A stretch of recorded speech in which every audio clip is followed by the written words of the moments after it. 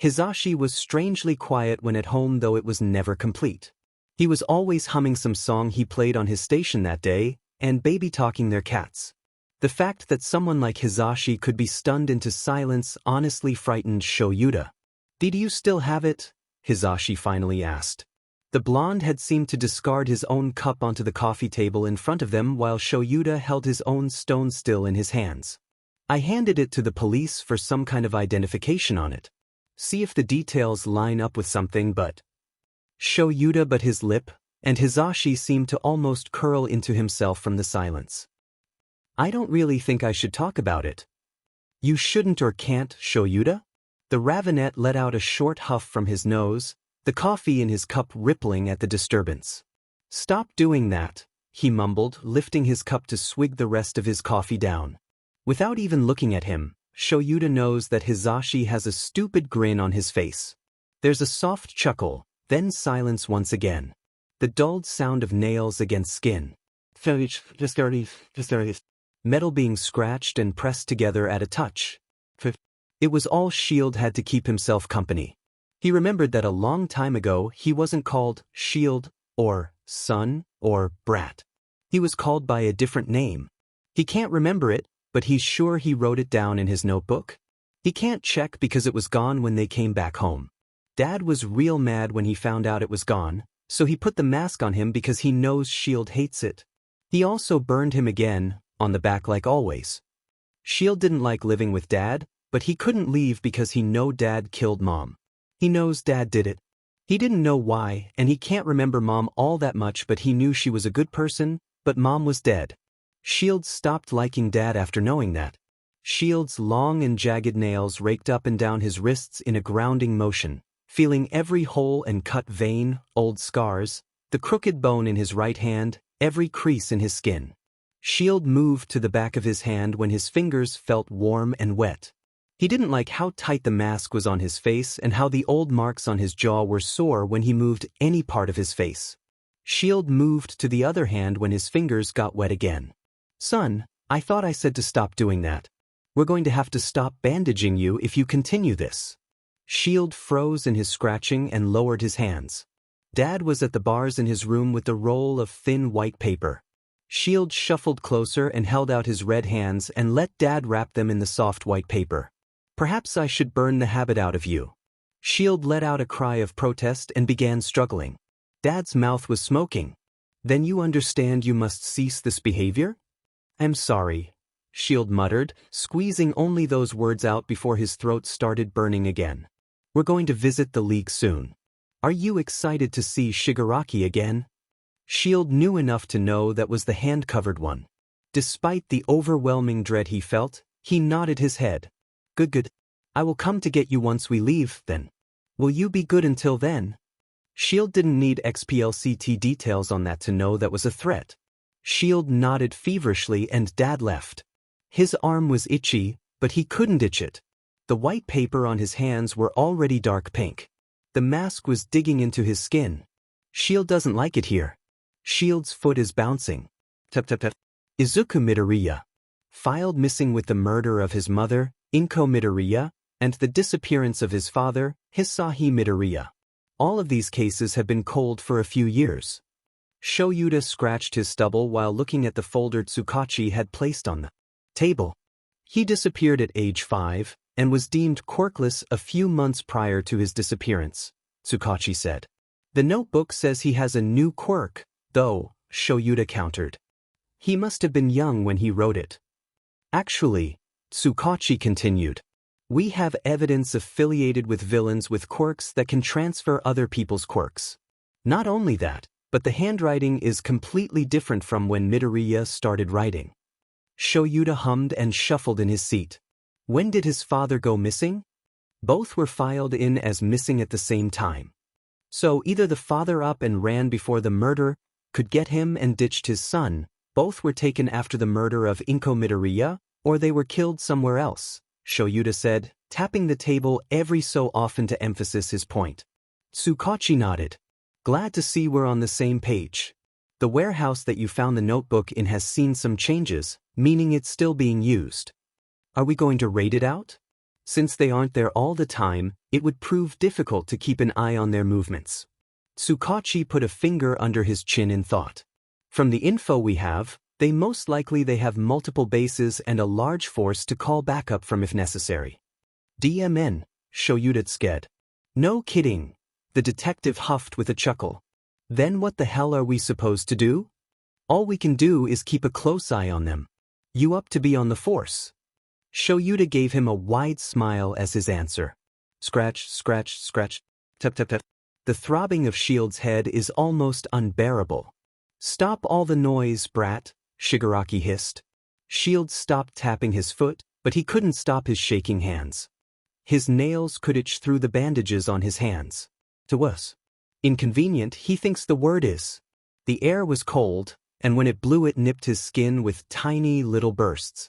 They were waiting for someone. Who was it? Were they like Shigaraki or Dad or Kurojiri? Why was he here with them anyway? Shield wanted to start scratching again when more people came. Well, where's what we paid for? The woman with blotted skin asked. She was covered in purple spots that shone in the little light that leaked into the dingy street. Shield yelped when he was suddenly pushed forward. Here's the brat. We take him back tomorrow, Shigaraki hissed. When Shield didn't move forward, Shigaraki pushed him again. DMN thing can't do shit unless you tell it.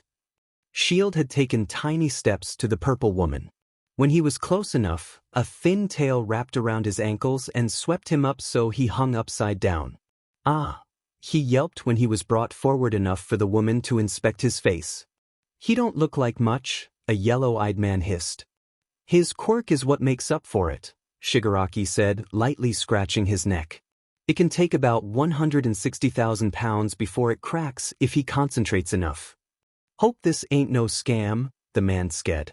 Shield yelled when he was tossed in the air and then caught again by his throat. Thanks for your business. We'll take good care of him, yeah? A woman with some kind of white fox mutation purred, her long snout poised up. Shield didn't like how she looked at him. The purple-skin-tail woman nodded her head and turned away from Shigaraki and left with the other two and Shield in her grasp. They took him to a big place. It didn't have much inside except a lot of plants Shield didn't recognize and chemical distillers. You dash, the purple woman said lowly, jabbing a finger to Shield. We'll make a shield around the place. Can you do that? Shield tilted his head slightly. I don't know. Just do it, kid. Don't bother us unless it breaks, Yellow Eyes hissed. Shield could see a bit of a forked tongue in his mouth. Shield nodded fearfully and looked to the white fox woman. I need to, get to the center, part? Shield stammered. The white fox gave him a pointed glare. Who the F said you could say anything? She growled. Sorry, Shield whispered, and yelped when a claw grazed his cheek and he stumbled to the floor. I didn't say you could continue speaking, she yelled, paws now sporting extremely sharp and long claws. Shield trembled on the ground, positioning his arms on his upper body. Oh, stop scaring him, Vix, the purple one said. He's gotta be able to make the barrier. Get him to the roof on the center. Fences up there are too high and barbed on the top anyway. The fox, Vix, made an instant she went back to being cutesy and innocent looking. Kay, she purred. Her innocence was betrayed by the fact on how roughly she grabbed and dragged Shield's arm. He stumbled on the thin staircase as they climbed up to the rooftop. There were more plants up here, but they looked smaller and there were less of them. Now you stay here. Make the shield and only come down if someone attacks it. Got it? Once again, Shield did nothing but nod. Vix smiled, more sinister than inviting, and sat by the staircase. I'm staying here until the barrier's done, yeah? Make sure you don't slack off, yeah? Shield swallowed and didn't show any form of response. He turned his back on her and pointed his arms upward. He took in deep breath and held it as pain coursed through his body. Like always, a bright light came from his chest and twirled upward until it gathered in his outstretched palms. He whined in pain when the beam shot up about 3 meters above the building and began to spout out and create the top half of a dome. It was a milky white, though semi-transparent. It only emitted a soft light just so it could be seen as pure white. If you tried to see the stars through it, you wouldn't be able to see them all too well. Shield let out a short cry when there was a bit of hard strain compressing his chest and weighing him down. The sheer size of it was enough, but making it thick enough to withstand at least 60,000 pounds of force? Sure, his record was 160,000 and Shigaraki said the clients would probably only need about 40,000 pounds, but Dad always said to go the extra mile. Shield eyes began to water the heavier and bigger the structure got. When he felt the shield hit the earth below the warehouse, he released and let out a choked breath. Splendid, Vix cheered. How much can it withstand before breaking? About 50,000 pounds, I think, he muttered, looking up to the top. He could only see the moon through it, no starlight peeking through. Ooh, we got a good one, Vix cheered. Now, stay up here until tomorrow. You're on patrol tonight. Don't fall asleep, she said before descending down the steps. And so, that's how Shield sat cross-legged on a rooftop, straining his eyes to try and pick out a star in the whited-out sky. Don't get him wrong, Hisashi loved his job. Getting up every morning at 5 to record a "Good morning to all my early morning risers" in his at-home studio, preparing breakfast for himself and Shoyuta, heading to work at UA, going on a short patrol around the area, going back home to do his daily 2-hour caller session, make dinner, do paperwork or grading, and go to bed. Sure, it was a mundane cycle, but it was comfortable regardless. The times Hisashi were called in for hero business were rare and far-flung between. The times he were called in, though, meant business. Because of his quirk, he caused property damage that far outweighed his profits. His agency would have to take months off at a time to repay damages. He was usually called in as support for after damages, like helping civilians to safety. So when he got a call from his agency saying he had to take up something, he got concerned. "Glad you could show up, Mike," Tsukachi greeted him as he walked up to the scene. MT Lady as well as a few of her sidekicks were already there. In front of the group was a large dome structure, semi-transparent and milky white.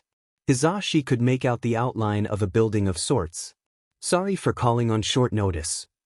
It's fine, Mike said, waving his hand dismissively. "What's going on here?" "We've had a lead on a small group that set up base in a warehouse," Tsukachi began. "They produce plant-based drugs like stimulants and even minor quirk nullifiers. We had a lead to several abandoned warehouses, and this one just so happens to be covered in a barrier. We don't know the properties of the shield, so we called both you and MT Lady." "So you want me to try and smash it with my voice," Mike said, resting a hand on his hip. "If the barrier is soundproof, they won't know we're here if we don't break it with your voice." "Just a precaution," Tsukachi nodded. Mike huffed out a breath and adjusted his directional speaker. "Well, guess it can't be helped," Mike cheered. "Yeah. So let's get this going." Once in making sure that everyone that was with him was a safe distance away, Mike took in a large breath. "Yeah." Shield first felt the tremor in the air, then in the ground, then in his shield. "Huh," he muttered before panicking. Did something go wrong? Was it something he did? Was the shield badly made and collapsing? "Oh no, Dad won't be happy. No one would be happy." So, crick. Shield let out his own scream when a loud voice broke through his barrier, hands shooting up to cover the top of his head and arms pressed flush against his ears. Shattered bits of white fell from all around him, slicing his hands and stabbing uncovered bits of skin. Shield couldn't tell when it stopped, it was still there. Shield couldn't tell if he was still screaming or not, because there was loud ringing in his ears. His head hurt again, and he could feel everything shaking. His lower legs were cold and against something hard. Did he fall?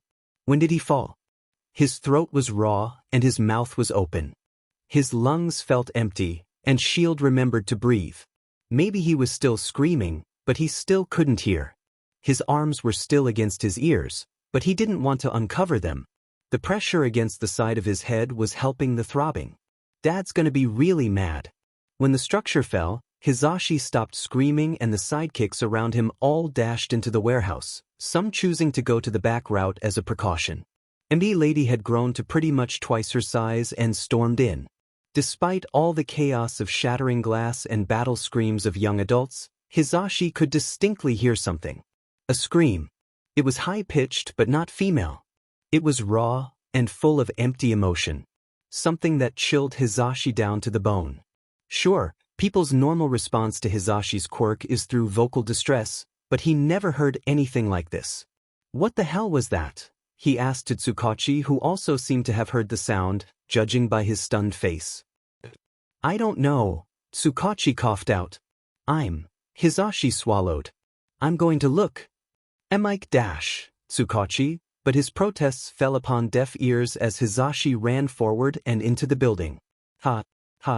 Hisashi is walking through the flurry of several quirks being fired off at once. He's hyper-focused on breathing that seems so close and yet so far away. His feet are leading him upstairs. His mind is running 1,000,000 miles per minute, but his legs are just too slow to keep up. When he ascends, the heavy, sobbing breaths are getting louder. Hisashi finally reaches the top after what feels like an eternity and pushed open a panel above him. When it lifts, he can hear glass clanking together before he climbs out. Glass bits cover the expanse of the rooftop. Through the dull shine of the metal and white flecks, a bush of green catches his eye. It was a boy. He was hunched over himself with his arms wrapped around his head in a way that looked like it was suffocating him.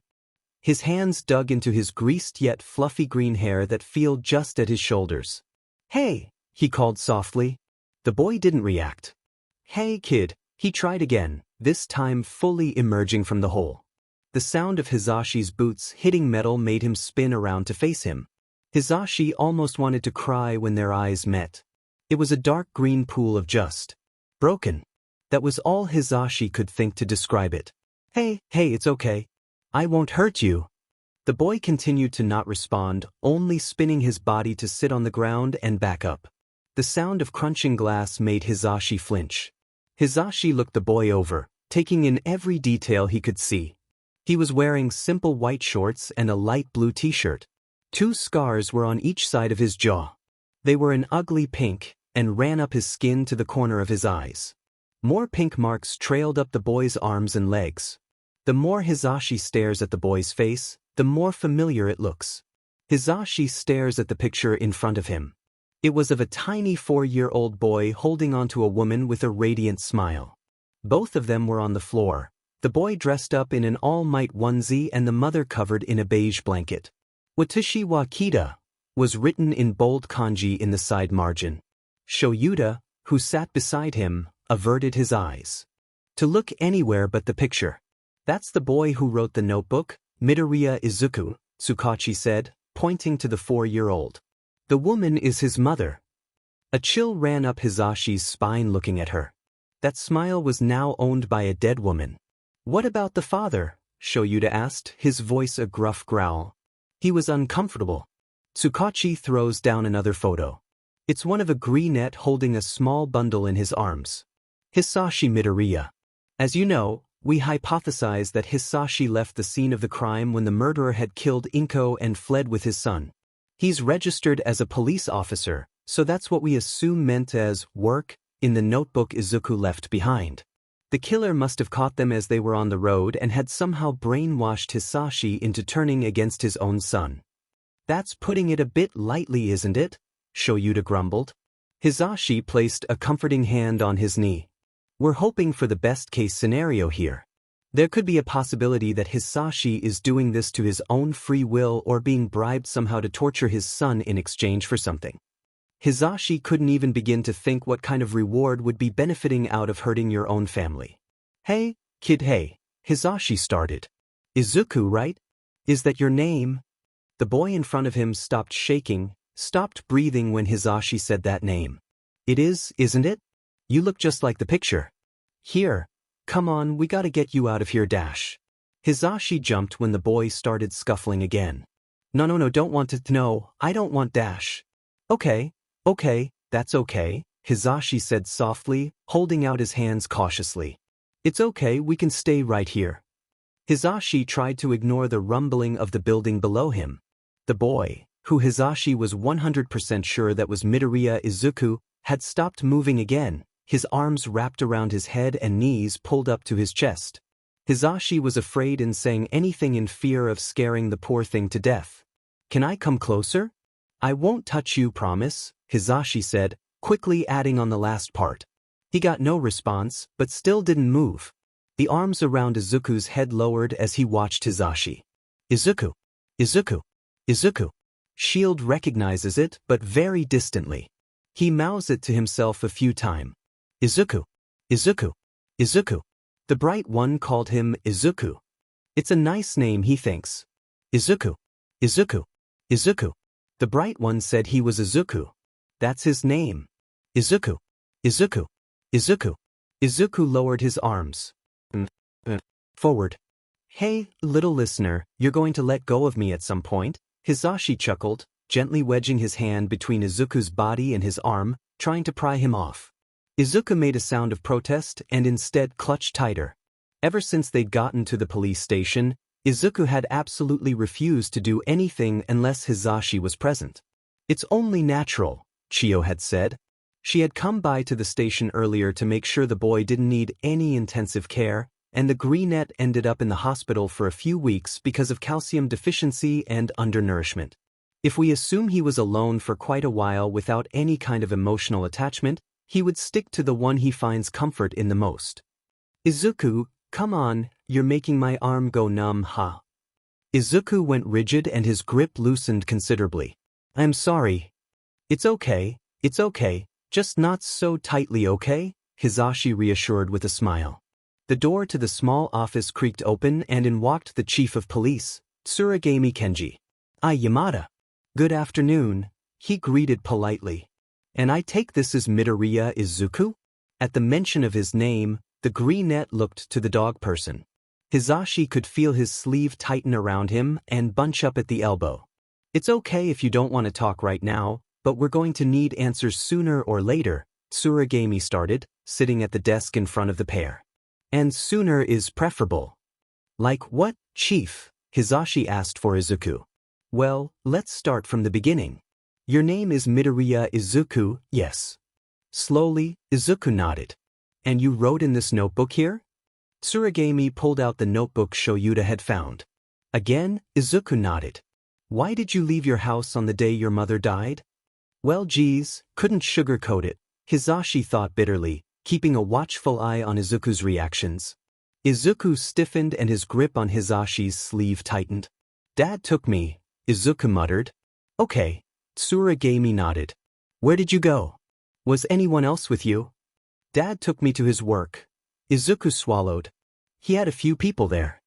He gave me a room to stay in and I never left it for a while. Was anyone forcing you to do anything? Izuku shook his head. Okay, great. You're doing great. Who was keeping you in your room? Dad was. He melted my first door shut before he melted it totally. Hisashi bit his tongue.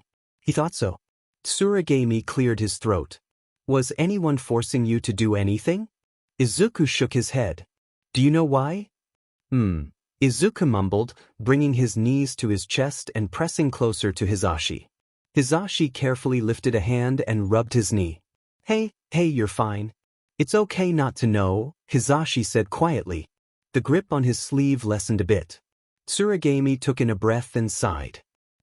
Since it seems like it's a bit too early for more questioning, we can stop there for today, Tsuragami decided. Yamada, since he's obviously latched onto you, we can sort out a temporary custody until we can contact a relative registered under his name. We can send you off with the papers and file him under witness protection and continue the interview at a later date. Thank you, Hisashi nodded, letting out a breath he was holding. He had Izuku wait outside of the office as Hisashi and Tsuragami sorted out a few things in the paperwork before taking a folder and exiting the office. Hisashi slipped his phone out of his pocket and shot Shoyuta a quick text. All right, little listener, now all we have to do is wait, Hisashi said cheerily. Izuku's green orbs met Hisashi's own. Are we not going? Izuku asked awkwardly. Not yet, we have to wait for Shoyuta to pick us up. Who's that? Oh, Shoyuta is my dearest husband. What's a husband? Well, when two people love each other very much, they get married. You can be a boy and have a husband or a wife, or be a girl and have a husband or wife. As long as people love each other, most people don't mind. Why would they? Getting a little political there. What's Political? God help me. Show Yuta. Aizawa groaned inwardly at the loud voice he recognized and loved dearly. The back seat was opened and a small kid clambered into the seat. Hizashi helped him get situated and get his seat belt on before going to the opposite side of the car to climb into the passenger seat.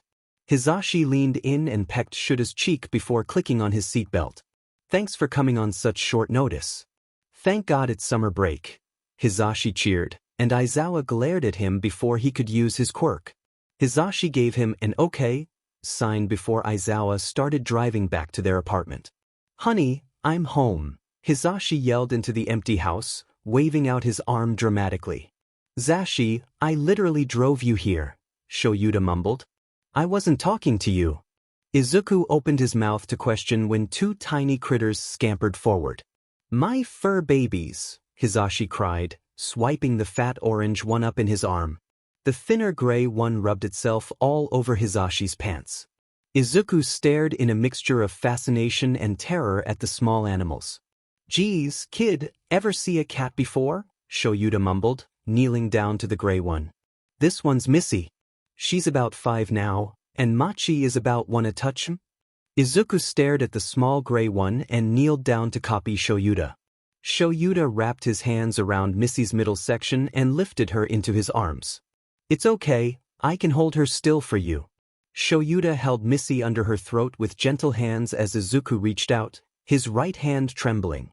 Shoyuta blinked at the crooked wrist and large scar on the back that stretched from the wrist up the back of his hand. Izuku stilled into a statue when Missy had moved her head forward to sniff his fingers. Her nose lightly tapped against his fingertips, and a shiver shot up Izuku's spine. Her nose is cold, he mumbled. Hizashi smiled down at the pair sitting on the floor as Izuku lifted his hand slightly to pat Missy's head. Hizashi let down Machi and put the folder Tsuragami had given him on a small table located by the door. The clock on the wall indicated 2. All right, since it's only 2, we can make something to eat, yeah? Hizashi suggested. Izuku looked up from the floor. Shoyuta had released Missy and let her get close as she'd like to Izuku, who had practically guided her into his lap. Machi had even gotten curious and sat at Izuku's side. It was honestly adorable. Hizashi reminded himself to have his phone on hand from now on. What do you feel like, little listener? Izuku hummed. Sometimes Dad would get something that was like, It was 2 warm flat pieces on another flat thing, but the other one was yellow and melty and kinda salty. So, a grilled cheese? Shoyuta shrugged. Simple enough. Yeah. Let's get our lunch on. Hizashi cut a nice portion of salted butter off the stick and dropped it into the pan. It sizzled lightly as it began melting, mixing into the sound of Love Like You from Steven Universe playing on his iPod. If I could begin to be half of what you think of me, I could do about anything. I could even learn how to love. Hizashi hummed to the melody, swaying slightly as he pushed the butter around the pan. Izuku and Shoyuta had taken to sitting at the table, Shoyuta looking through paperwork and Izuku watching Hizashi cook. Machi sat at Shuta's end of the table and Missy was laying down at Izuku's feet. When I see the way you act, wondering when I'm coming back, I could do about anything. I could even learn how to love. Like you. Hizashi began singing under his breath, and Izuku kept watching. Love Like You. Hizashi buttered up the side of the bread on the outside of the cheese sandwich he put together. He dropped it into the pan and a loud sizzle made Izuku blink in slight surprise. Hizashi turned to Izuku and smiled. He turned back to the stove and continued singing, except a bit louder. I always thought I might be bad. Now I'm sure that it's true. I think you're so good. And I'm nothing like you.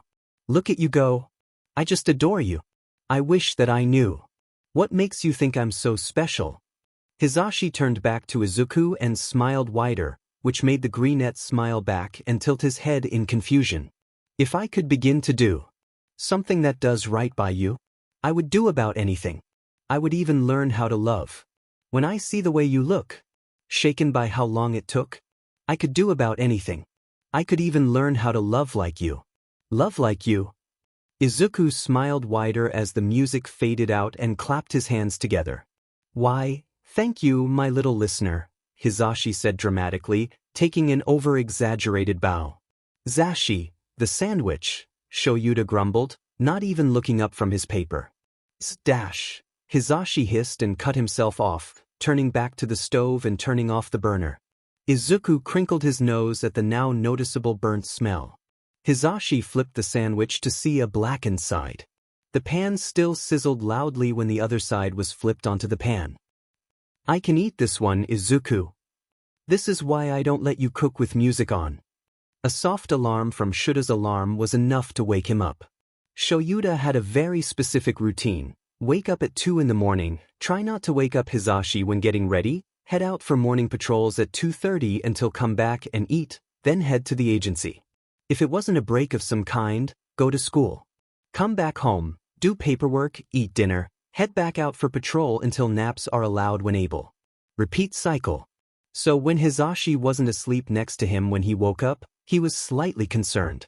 Shoyuta figured he just had to get up and get a glass of water. He continued his routine in autopilot, dressing into his jumpsuit and capture weapon. He slowly pushed open the door and headed out the room into the front room. The apartment wasn't small, but it wasn't big either. 2-bedroom apartment with a conjoined kitchen and dining area and a simple front room that lead to the door.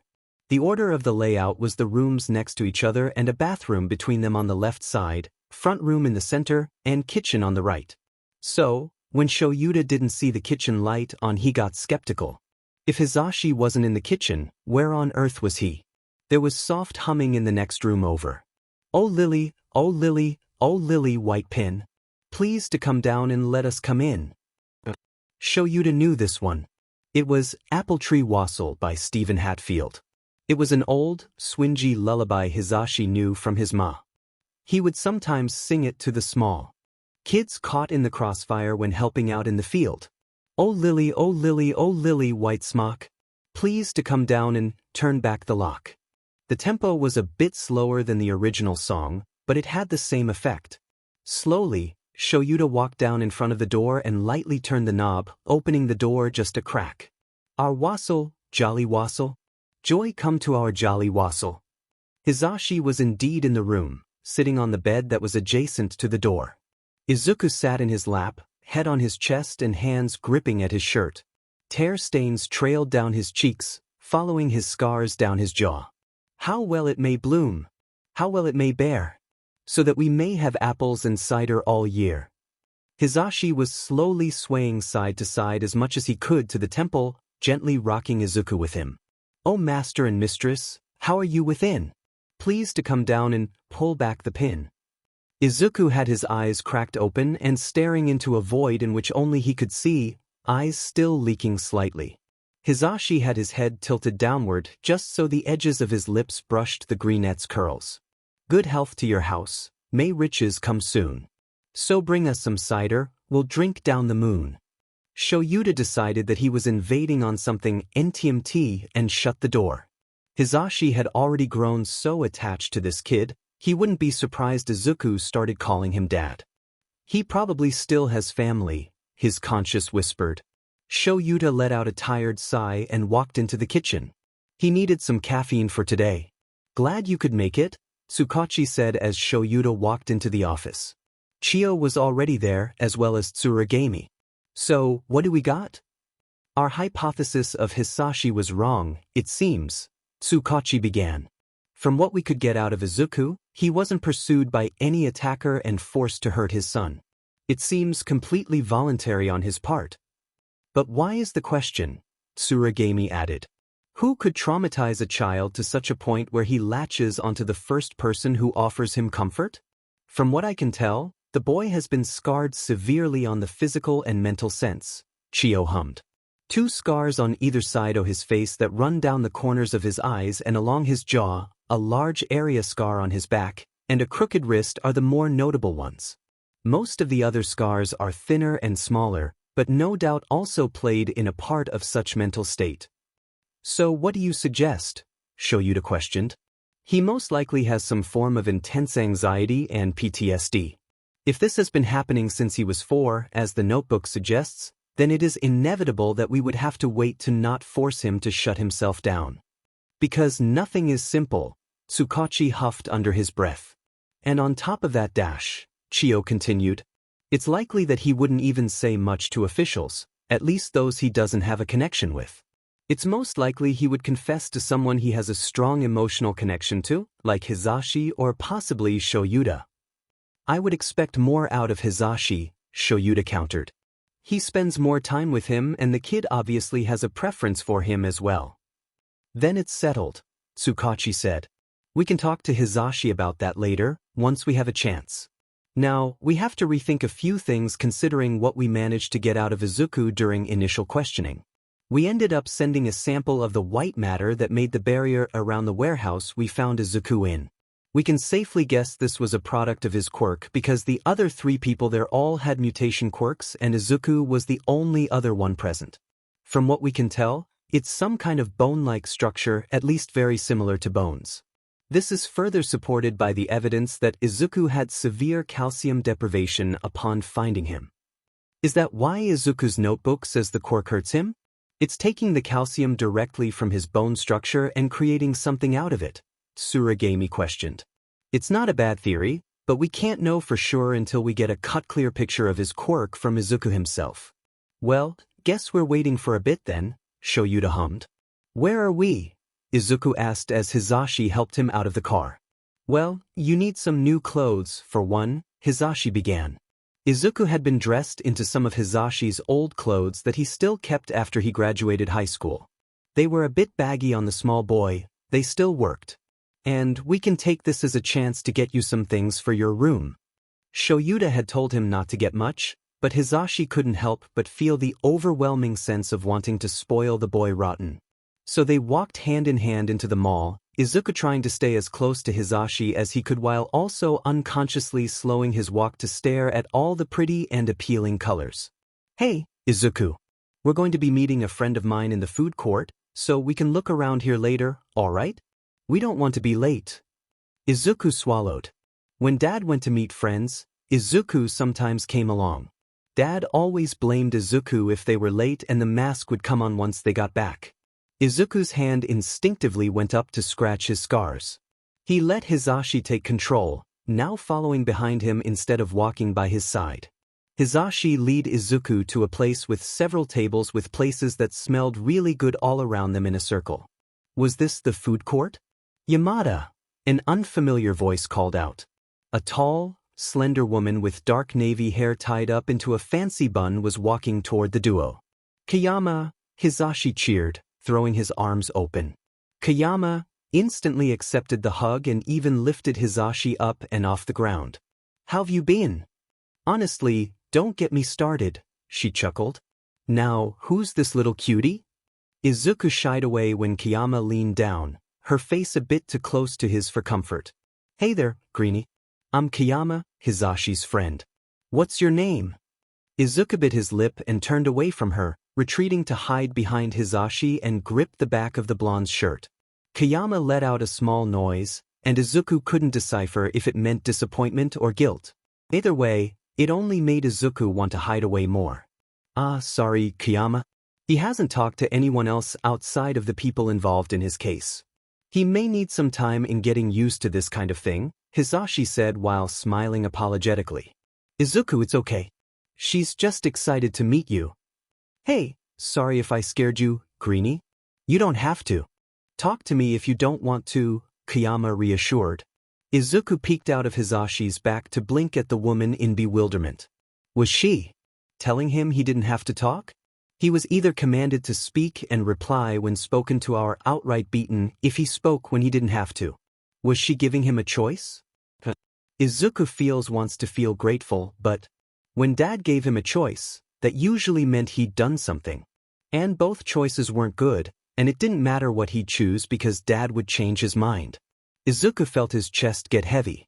His wrists itched. Izuku! Was Hizashi saying something to him? Izuku, we're going now, come on. Just here. He's here right now. Dad isn't. He helped him. Hizashi was there. And Izuku trusted him. He clutched Hizashi's hand as they walked. Well, we got some good and some bad news. Tsukachi huffed, shuffling around a few papers in his hands. He threw down one, which looked like a basic family tree. Bad news is, it doesn't seem Izuku has any living blood relatives. Hisashi's family are all either deceased or, Tsukachi cleared his throat, missing in action. Inko's family is in a similar case. Neither have any siblings to speak of. And the good news, Shoyuta urged. Tsukachi put down another paper on the table. The Bakugas. Before Izuku was taken from his home, he was attending school. The Bakugas were listed as emergency contact underneath Inko. So, family friends? Most likely. Mitsuki attended the same schools as Inko throughout childhood, if their education records say anything. Masaru also seems to be involved in law, and should have crossed paths with Inko since she is a lawyer. Shoyuta looked at the paper again before saying, it says they also have a son. Katsuki Bakugu, a middle schooler who goes to Old Era. His teachers say he has stunning potential to be a hero and should be taking the UA exams next year. So he's the same age as Izuku? They attended the same kindergarten as well. Shoyuta hummed. The family, the Bakugas, seemed to be in close connection to the Midoriyas. Perhaps it wouldn't be the worst idea to see how this would go. Alright, looks like our best bet is in them. Great. Tsukachi grinned. I'll call them up and get a time and date, then we'll be golden. Izuku could say he had fun. Kiyama had ended up coming back to Hisashi and Shuta's apartment with them. Izuku kept staring at the one bag that has the red and yellow sweatshirt he really liked. Hisashi said he needed one that fit him better than his old ones anyway. Kiyama had even picked out a brightly colored set of elastics because she wanted to show him something later. He didn't know whether to be terrified or intrigued. Hisashi had laughed at it earlier, so he assumed it should be safe. Alright, Greenie, come over by here. Kiyama had cheered once they finished putting away the clothes. Kiyama sat at the edge of the bed Izuku had been using, gesturing to a space right in front of her. Izuku joined her and sat cross-legged facing her. No, you have to turn around. I'm gonna do a little something about that mess on your head, she said, gently nudging the corners of Izuku's shoulders. Confused, Izuku complied and faced the wall his headboard was again. He jumped when hands tangled into his hair, and he tried to escape when Kiyama shushed him. Oh no, Greenie, don't worry. I ain't gonna hurt you, come on, calm down, she said barely below normal speaking voice, retracting her hands. Sorry, I should have warned you, my fault. Izuku's breathing slowed down to a normal level and he'd stopped thrashing. Slowly, Izuku's shoulders relaxed and he looked back to Kiyama, who sat in the same position as before. Izuku lifted his left hand to a bit of his hair that fell over his shoulder, only to have to untangle it from the matted mess with his other hand a second later. He hissed in pain when he pulled his hands away from his hair and accidentally pulled a stray few hairs that were still attached to his scalp. Kiyama couldn't help but chuckle at the display. Oh honey, it probably feels better than it looks. We're probably going to have to get you into the bathroom and wash it before I can think about touching it, now that I think about it. Hold on a sec, Greenie, Kiyama said before the space of the bed behind him lifted and Kiyama walked out of his room. Izuku turned back around and saw the one of the elastics from the store, a pink one, and a weird plate with a stick attached to the bottom with plastic spokes poking out of it. When he poked one, it didn't hurt his finger. Izuku was about to pick it up to examine it closer when Kiyama's head appeared in the door. Aight, Greenie. Let's clean the mop on your head, yeah? She said, opening the door a bit more. Izuku stood from the bed and followed Kiyama out of the room. Hisashi was sitting on the couch and waved to Izuku as he passed by. Kiyama opened the door to another room that was mostly white and blue, and had the few things in it that made Izuku realize it was a bathroom. Kiyama led him to the tub that was at the wall and was filled with water. It was also lined with bits of white that Izuku didn't recognize. Alright, since Hisashi said he doesn't know when you last bathed, we're getting all of you clean today. How's that sound? Kiyama asked, sending him a little wink. Alright, I got it all set up for you. Need any help? Izuku bit his tongue and stuck out his lips and stared at the white tub. What was he supposed to do? Was he supposed to get in? But there was water in there? Kiyama gaped at the greenette in front of him. Did he not know what a bath was? Do know what a bath is, right?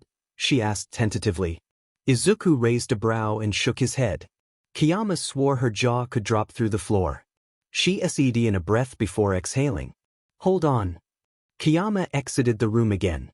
Izuku lifted his hand up to his lips and bit at his nails. Was he supposed to know? Did he do something and made her mad? Sometimes Dad did that, where he sighed and had to leave the room to cool down if he was too mad. Izuku was terrified as to what that meant for him now. Oh no, he wasn't wrong when judging Kiyama, was he? She wasn't like Dad, was she? She couldn't burn him like him, right? Izuku!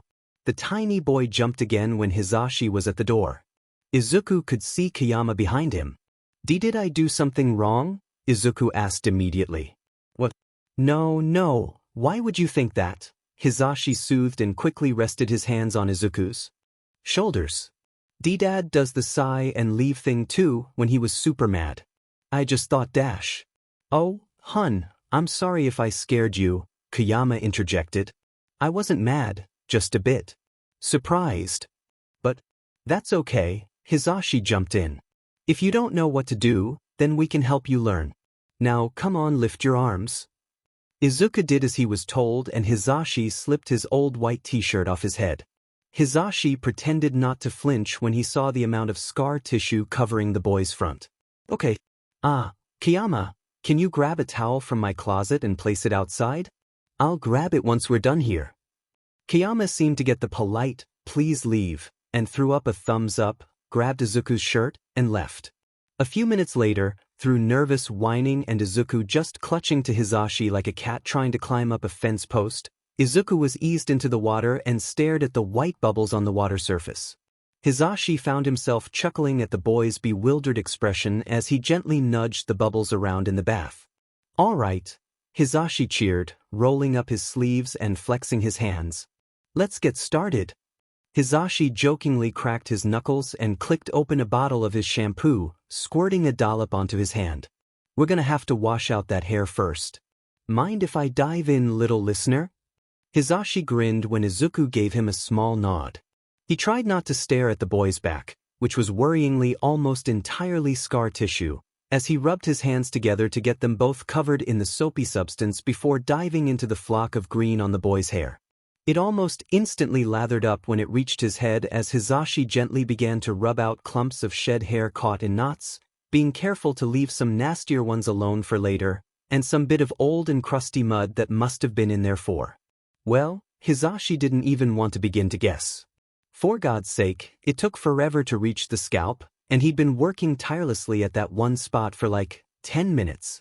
Not only was this a test of Hisashi's hair smarts gathered from over the years, it was also a test of patience. Miss Stuki-san, it's a pleasure to have you here, Tsukachi bowed. The family of three was sitting across from the detective, his desk being the only thing separating them. Katsuki sat in the center of his parents, one knee propped up on his seat. When you called me Mitsuki trailed. I didn't know what to think. How is he? He's been recovering. He's currently in the custody of 2 pro heroes, and we were hoping to transfer that custody to you. God, does he even remember us? Misuru mumbled thoughtfully, leaning forward to rest his elbows on his knees. I wouldn't count on it. Tsukachi hummed sadly. I doubt he remembers much from before he disappeared. He remembers some, like his family, but he doesn't remember things like what kindergarten he went to or anyone outside of his mother and father. Everything else he knows is a mystery to us. So what you're saying is that he won't remember us? Katsuki questioned, leaning forward with his lip quirked downward. Tsukachi shook his head. He should be arriving in a few minutes with one of the heroes he's been staying with. After we sort a few things out, we can sort out permanent custody papers. Katsuki scowled. He remembered that stupid Deku. A thorn in his side since day one, a pebble stuck in his shoe. He annoyed the blonde. When Katsuki was told that Deku was quirkless, he became more of a nuisance. He remembered blowing his quirk up in the greenette's face, screaming at him for one reason for another. Didn't matter if the freckled boy dropped something of Katsuki's or if he even looked at him, Katsuki would always find a reason to beat him down. And honestly, Katsuki doesn't know why the disappearance hit him as hard as it did. Auntie Inko was dead, and Uncle Hisashi and Deku were missing. The funeral was the worst part. It was a few months after Inko's death, and the other two missing parts of the family were framed in photos next to the coffin. They were honored as well, as most people thought them as dead. No one found a body or any evidence that they were, but two people don't just escape from a murderer and not go to a police station or something. When Mitsuki got a call saying Izuku was found, he didn't know how long him mom cried for. It was a couple says after, and now here he was, waiting for a dead man to show up. Izuku fiddled with the ends of the drawstrings of his sweater. It was the nice red and yellow one he got with white rings around his shoulders and chest. Kiyama put his hair up in a nice blue elastic. She said he could probably use a haircut, but Izuku liked it when Hizashi or Kiyama played with his hair. Hizashi still complains about the amount of conditioner he used to straighten out Izuku's hair, but he knew he was joking. Machi and Missy liked his hair too, always batting at it when he didn't tie it up. Hizashi was at the wheel, occasionally glancing back at Izuku, who switched from twisting and untwisting his hoodie strings and looking out the window. If all went well today, custody of Izuku would go to the Bakugas, and he would have to pack up everything he had and move. Honestly, Hizashi had a small piece of him crying and screaming and hoping this wouldn't go well and he could just keep Izuku forever. He'd grown attached, perhaps a bit too much so. Izuku had cracked his shell, bits and pieces of him shining through those cracks. Hizashi couldn't help but think he had some kind of special relationship with the boy and would probably already do anything to keep it. "Geez, Hizashi, you're really wrapped around this kid's fingers," he heard Shuta's voice scold in his head. He shook the thought out of his mind, continued down the road. Izuku had figured out the seatbelt already, and didn't need help out of the car this time. He walked beside Hizashi, hands preoccupied with the bottom of his sweater. To be honest, Hizashi found it a bit odd that Izuku stopped holding his hand or onto the blonde's shirt. He kind of missed it even. "Ah, Hizashi, Izuku, welcome back." Tsukachi greeted them when they walked into the station. "The Bakugas are waiting in my office." "Izuku, do you want Hizashi in there with you?" Izuku nodded quickly, now reaching up to grab onto Hizashi's sleeve between his thumb and pointer finger. Hizashi nodded to Tsukachi and the pair entered the office. Mitsuki and Masaru immediately looked to the door at the sound of it opening. Hell, it looked like they were already looking at the door before Izuku and Hizashi even opened it. Their son, Katsuki, was slower to look over. "It really is him," Mitsuki muttered breathlessly, her eyes watery and a hand moving up to clutch the front of his shirt. Masaru simply nodded and clutched the seat underneath him. Katsuki stared at Izuku with narrowing eyes. "Izuku, can you say hi?" Hizashi coaxed gently, stepping slightly behind the greenette and gently nudging his back forward. Izuku took a few tentative steps forward.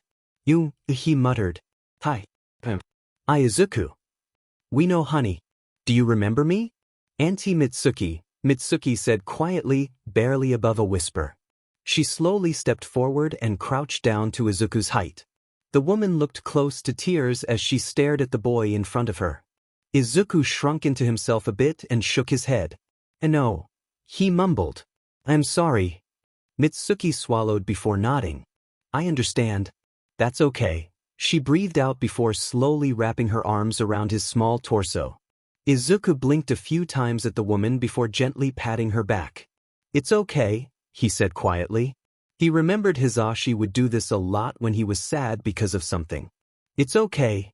The woman continued to grip to the boy like a lifeline as her husband and Katsuki looked on. After about 2 minutes of Mitsuki and Izuku having their moment, Masaru cleared his throat. Sweetheart, as glad as I am to see Izuku is doing well," he started slowly.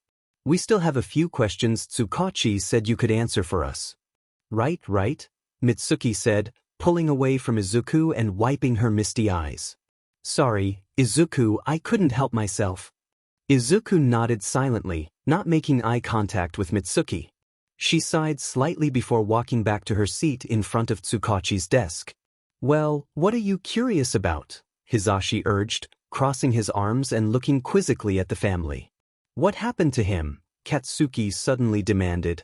He hadn't said a thing since Hizashi entered the room, and judging by his parents' expression, not for a while. Pardon?" Hizashi asked with wide eyes and a raised brow. "What happened?" Katsuki asked, more firmly. "What happened to Deku?" Hisashi pursed his name at the rude nickname. If you are asking me, Izuku hasn't gone through interrogation about his experiences just yet. If you are asking Izuku, please refrain. I would like for you not to make him relive those experiences, thank you very much, Hisashi stated firmly. Katsuki scowled and Izuku cast his gaze downward. That, he hisses out. His mother looks about ready to smack him upside the head and scream at him to shut up, but Hisashi waves his hand. I have a right to know what happened in the effing 10 years he's been gone. Izuku's lip was trembling at this point. Hisashi's casual look was now hardened to a glare. Katsuki, if you cannot handle the fact that you cannot know private information about Izuku that either I nor the police know, I suggest you stop asking. Katsuki was glaring holes into Hisashi's own hardened gaze. Izuku remembers him. Always too bright, always too loud. They had similar quirks. Both were loud, one was instant and unexpected and the other was a loud roar that went on and on. Both were hot, both were bright. Hot, it's too hot. He doesn't like it, please stop. He doesn't want to scratch his wrists because it's hot. Hot means bad, it means really bad. Really bad. He doesn't know what he did wrong, so please don't be mad. Cool down, it's too hot. Get away from the heat. It doesn't feel good, it never did. Get away.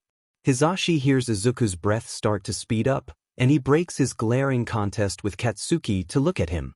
Izuku. Izuku's eyes are dilated and his hands are shaking. He's muttering something about it being too hot, and Hisashi started to draw the dots. Izuku, look at me, he coaxed gently, walking in front of him and crouching down but not touching him. Izuku, you're panicking, you need to look at me. Izuku slowly shook his head and moved back slightly. His muttering wasn't stopping, much less slowing down, and Izuku moved his hands up to the top of his head and his forearms covered his ears. Hisashi bit his lip. He knew how bad it was to touch people who are in such a vulnerable place, but he had little choice. Izuku-han, look at me, Hisashi said desperately. I don't want to touch you, but I'm going to have to if you don't respond. Izuku's head was thrashing from side to side, his green curls wildly sprawling across his glistening forehead and sticking to his dampened cheeks. The violent shaking loosened the tie on his hair, making the green hair all the more messy. Hisashi silently apologized before he grabbed onto Izuku's shoulders to still him. Izuku then started thrashing, his arms moving from his head to try and push Hisashi's hands off. Hisashi struggled a bit. The boy was surprisingly strong despite his stature, and managed to still him enough so he could lift Izuku's head enough to see his eyes. Izuku, you're okay. You aren't where you think you are. You're in the police station and you're fine, Hisashi said. Izuku had slowed his thrashing to process those words. Hisashi could see the gears turning in his head.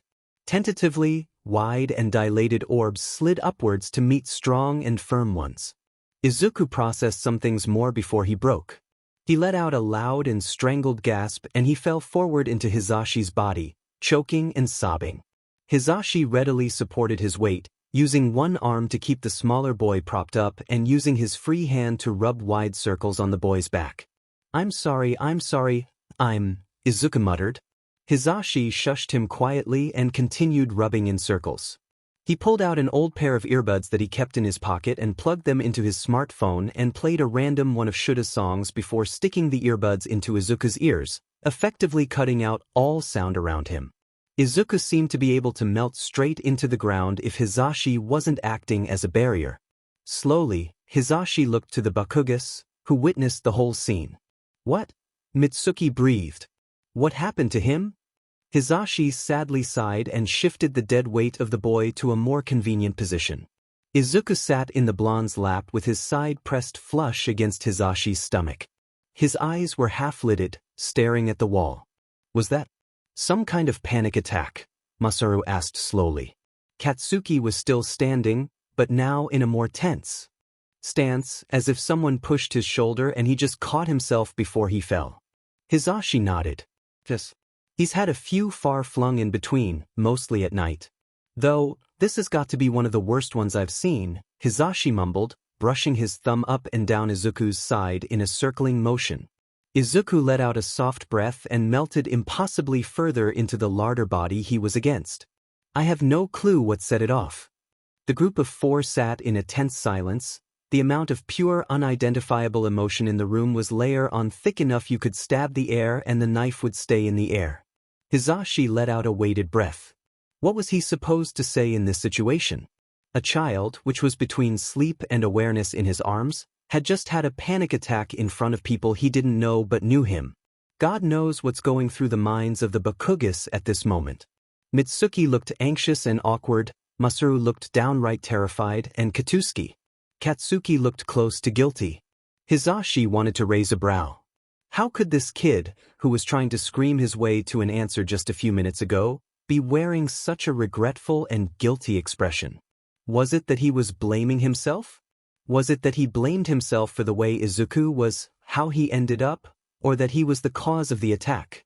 Hizashi didn't know, and it ate at him. Eventually, the detective had re-entered the room holding a stack of papers. Sensing the change in atmosphere, he had quickly brought up the topic of the custody. The choice is completely up to you if you want to take on the responsibility of taking custody over him, Tsukachi had said. Hizashi was still in the same position on the floor as he was for this past half an hour. His legs were starting to get numb, and his breath was slowly getting shallower as Izuku pressed against his abdomen. If you choose that you are not fit for Izuku, we can continue to keep him in the temporary custody of Hizashi and his husband or place him under the care of someone else. It's unlikely he'd end up in the foster system, judging from our position. Thank God, Hizashi had thought. Though he wouldn't say it aloud, the foster care system esigi, but the caretakers weren't all that caring and the children were all more show ponies than anything. Being groomed and dolled up for the sake of getting them out of there and earning the caretakers a bit of extra cash. It was sick, and Hizashi hated he couldn't do anything to change it. Why not leave him with Loudmouth? Hizashi was dragged out from his train of thought when Katsuki's voice ripped through the room. Hizashi hadn't even realized the three adults were still conversing. Everyone turned to Katsuki with a snap of their heads. What? Mitsuki asked, genuinely baffled at this proposition. Jesus hag, I said to leave him with Loudmouth, Katsuki snarled, pointing an accusing finger to Hizashi. Deku is already latching onto him like some kind of burr seed, and I know these hags don't know shit about panic attacks. Oi, take that back, you brat, Mitsuki growled. Masaru raised his hand in between the quarreling mother and son. Katsuki has a point, dear, Masaru said quietly. As much as I miss Izuku, I don't think we have the proper requisites and skills to take care of him properly.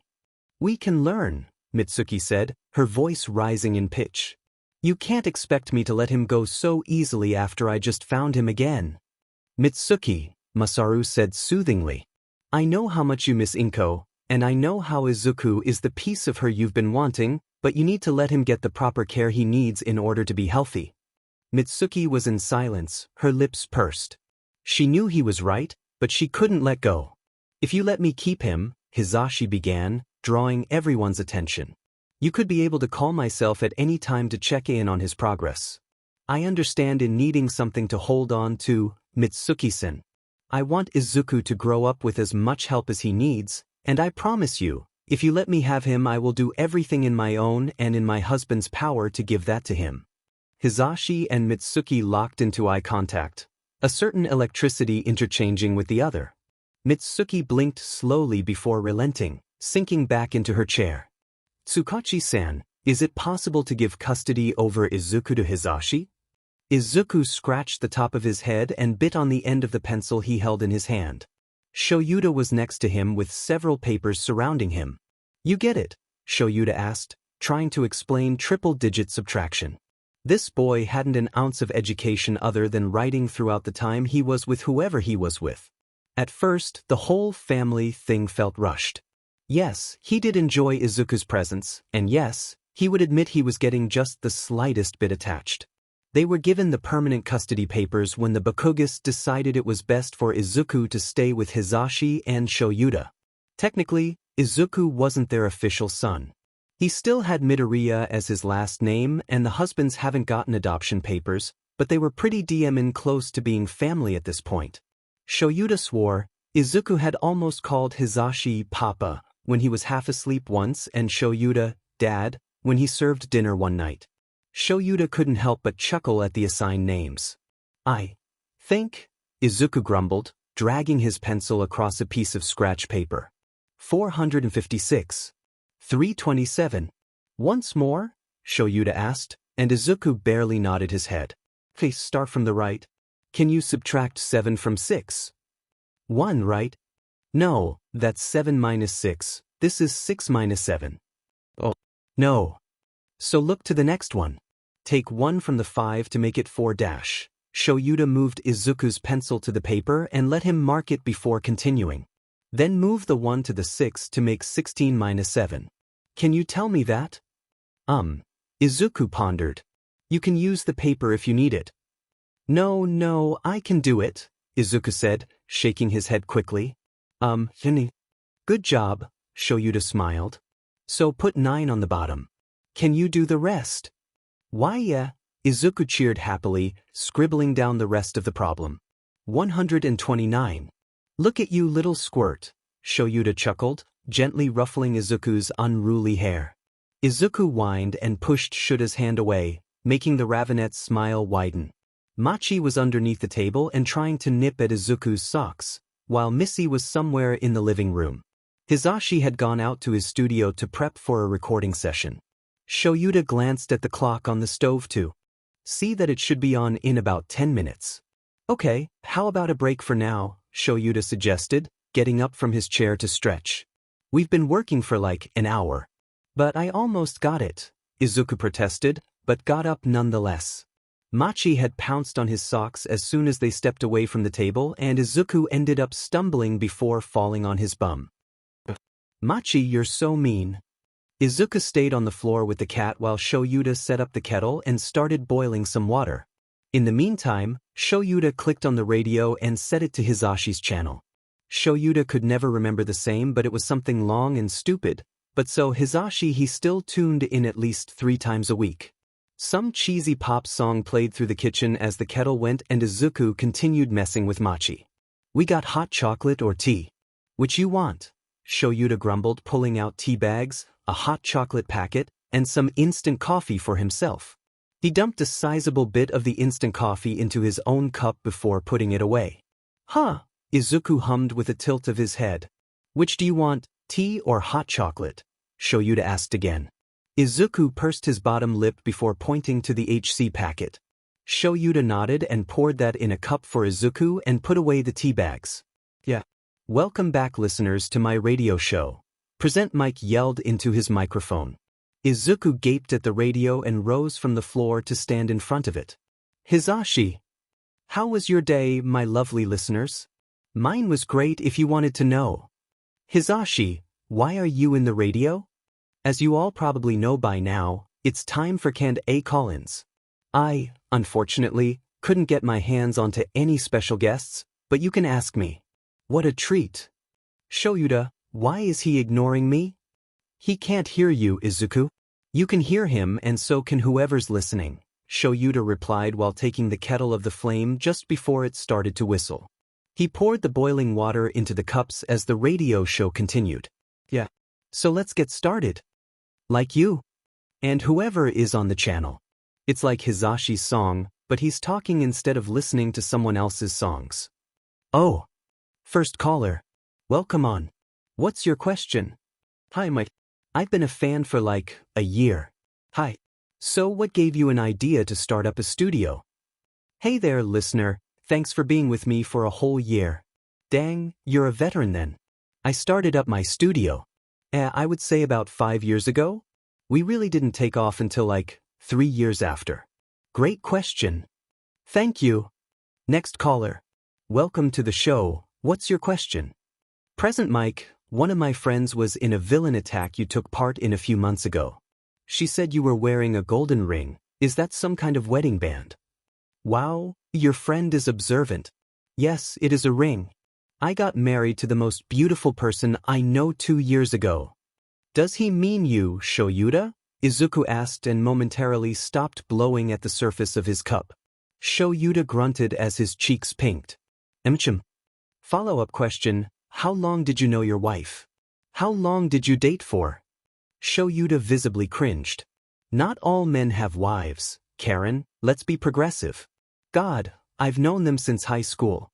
We were both in the UA Hero course, though they transferred from general education after their performance in the sports festival.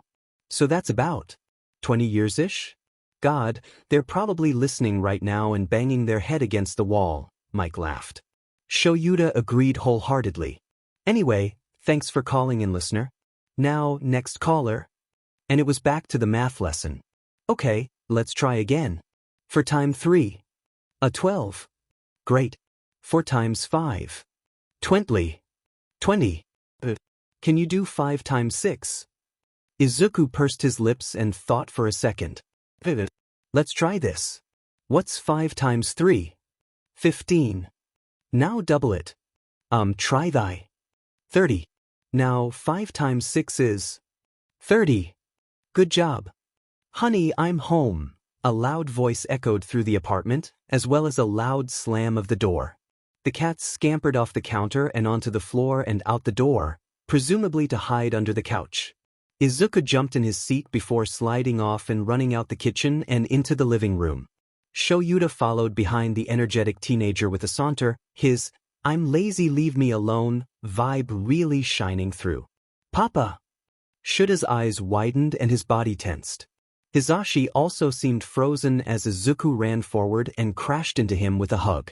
Izuku himself didn't seem to notice his slip-up as he went off about Shoyuta showing him the radio.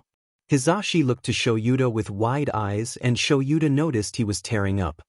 He called me Papa, Hizashi mouthed with a huge smile. Shoyuta gave a lopsided grin and shook his head.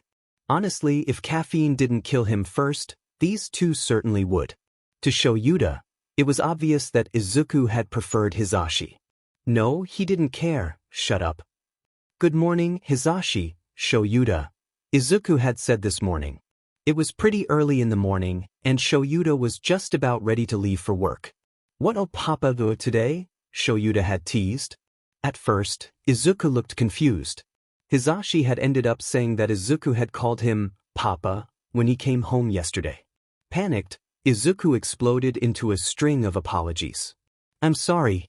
I didn't mean to, I promise. I won't say it again. Whoa, listener. No need. I don't mind, you can call me whatever you want. Izuku looked down to the ground before meeting Hizashi's eyes again.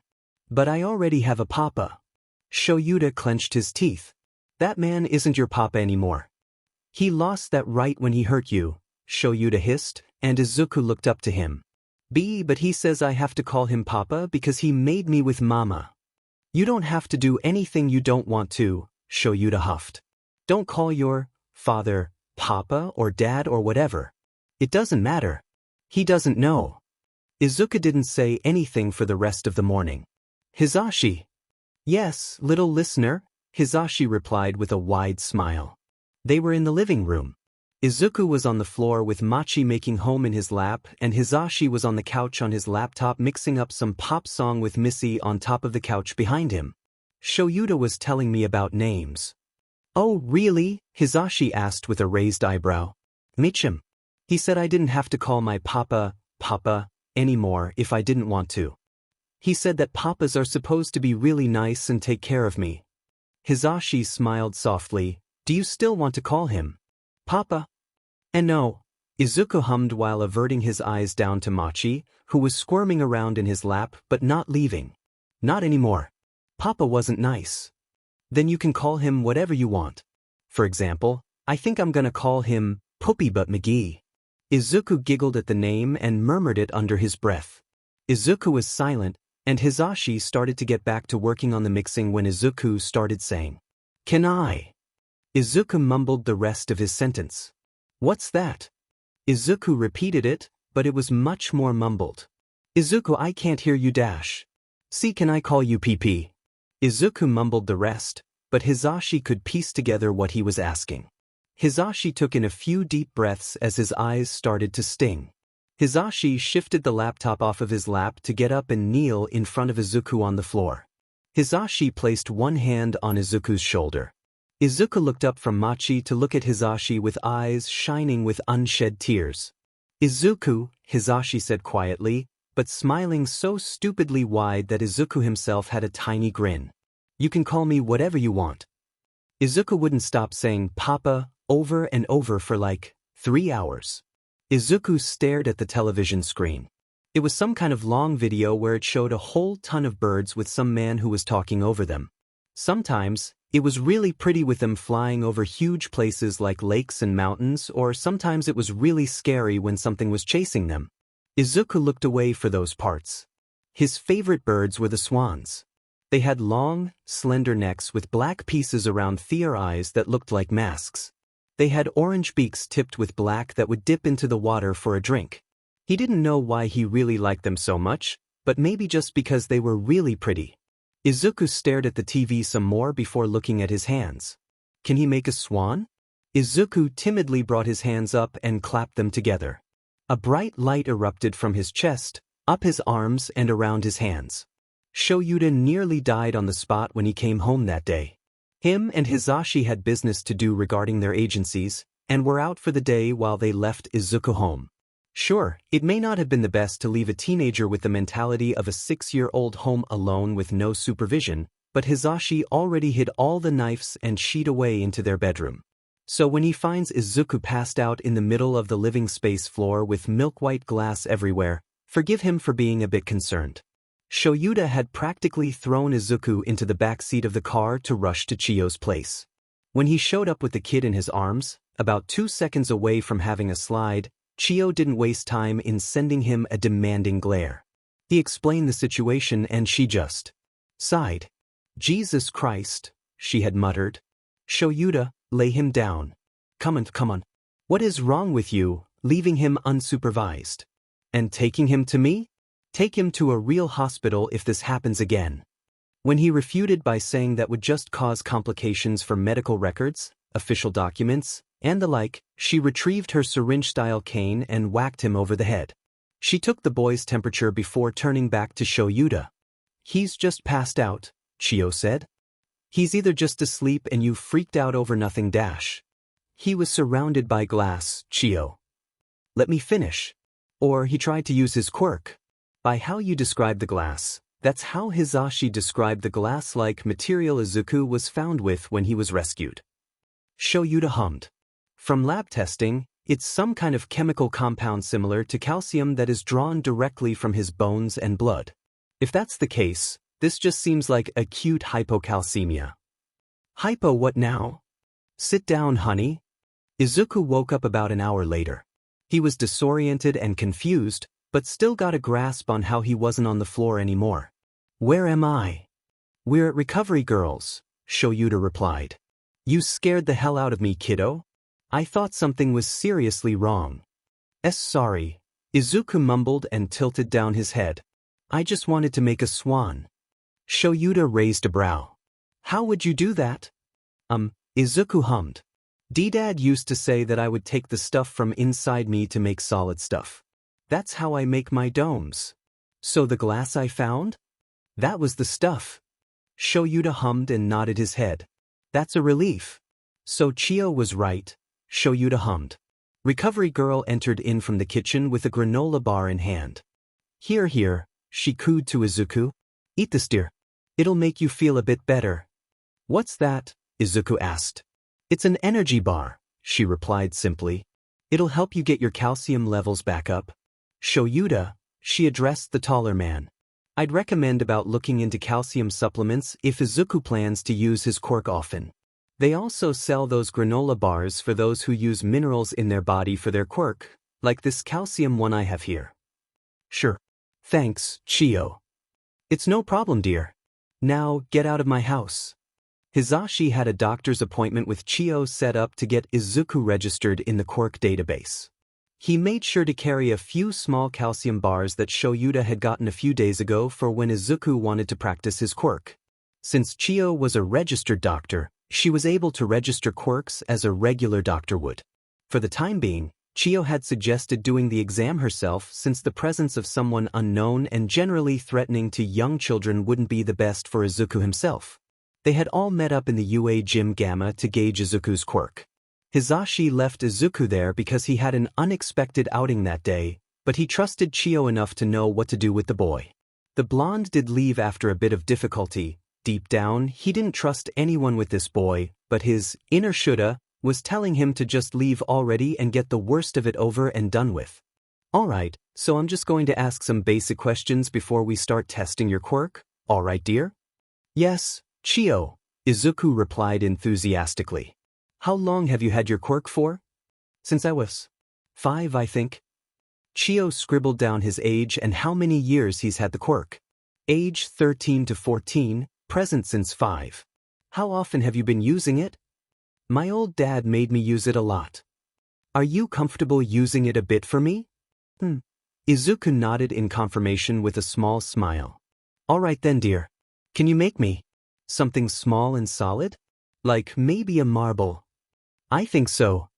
Izuku clapped his hands together and his hands, as well as his chest, started glowing a faint white. Slowly, his palms pulled away from each other to make a cup with his hands. Inside was a white marble, perfectly rounded out. Alright, Chiyo hummed and scribbled down something else. Can you make a hollow shape? Like a small box? Yep. Once again, Izuku demonstrated. This time, he put his hands flat together and pulled them fully apart, leaving a semi-transparent box in between his hands. And how do you feel right now? Tired? Nope. How big can you make something? The biggest thing I made was the dome Papa broke, I think. Michim, can you hold things with your structures? Yes, I can hold a lot, Izuku cheered with a pump of his fist. Well, that's good, Chiyo smiled. You've been really good so far. Are you ready to show me some things? Things? Izuku sat excitedly in the back seat. Hisashi smiled in the rearview mirror as Izuku played around with a milky white glass swan. Papa, did you hear the name of my quirk yet? Chiyo-san called it Kazem Build. Do you think Dad is going to like it? Izuku never called Shoyuta Dad outright. Not to his face, at least. I'm super excited. Chiyo-san helped me make my first swan, and she says I can make whatever I wanted. That's amazing, sweetie. Maybe you can show me sometime. Maybe make a little charm for my keys. Ooh, maybe. What would you like, Papa? I'll love anything you'd make. Do you think Dad would want one too? I'm sure he would appreciate it. When Hisashi woke up the next morning, there were 2 small cat faces, one resembling Missy and the other Machi, made of glass on the kitchen counter. He wouldn't complain about the hundreds of small, lumpy glass marbles and wrappers of energy bars on the living room floor. No, sir. Nope. This is not an update. Instead, this is an informational break where I explain a little bit about Izuku, like how exactly his quirk functions and its drawbacks, his scars, and his mental state. If you aren't interested in the nitty-gritty details, pay no mind to this.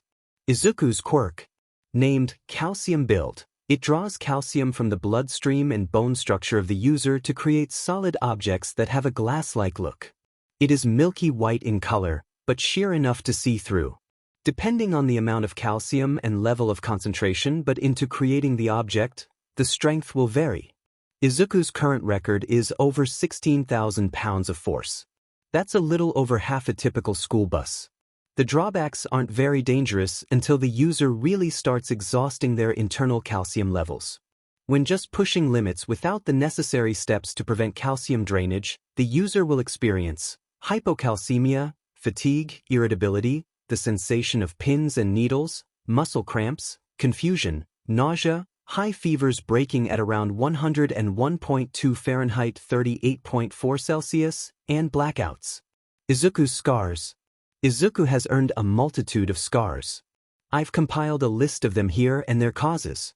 Knees, palms and elbows, covered in shallow scar tissue from clumsiness at a young age. Fingers, small, thin scars that form after being cut so many times by the shards of his quirk. Back, almost entirely scar tissue. The primary cause is from his father's quirk. His father would target the back area as to not scorch any areas there are important vital organs.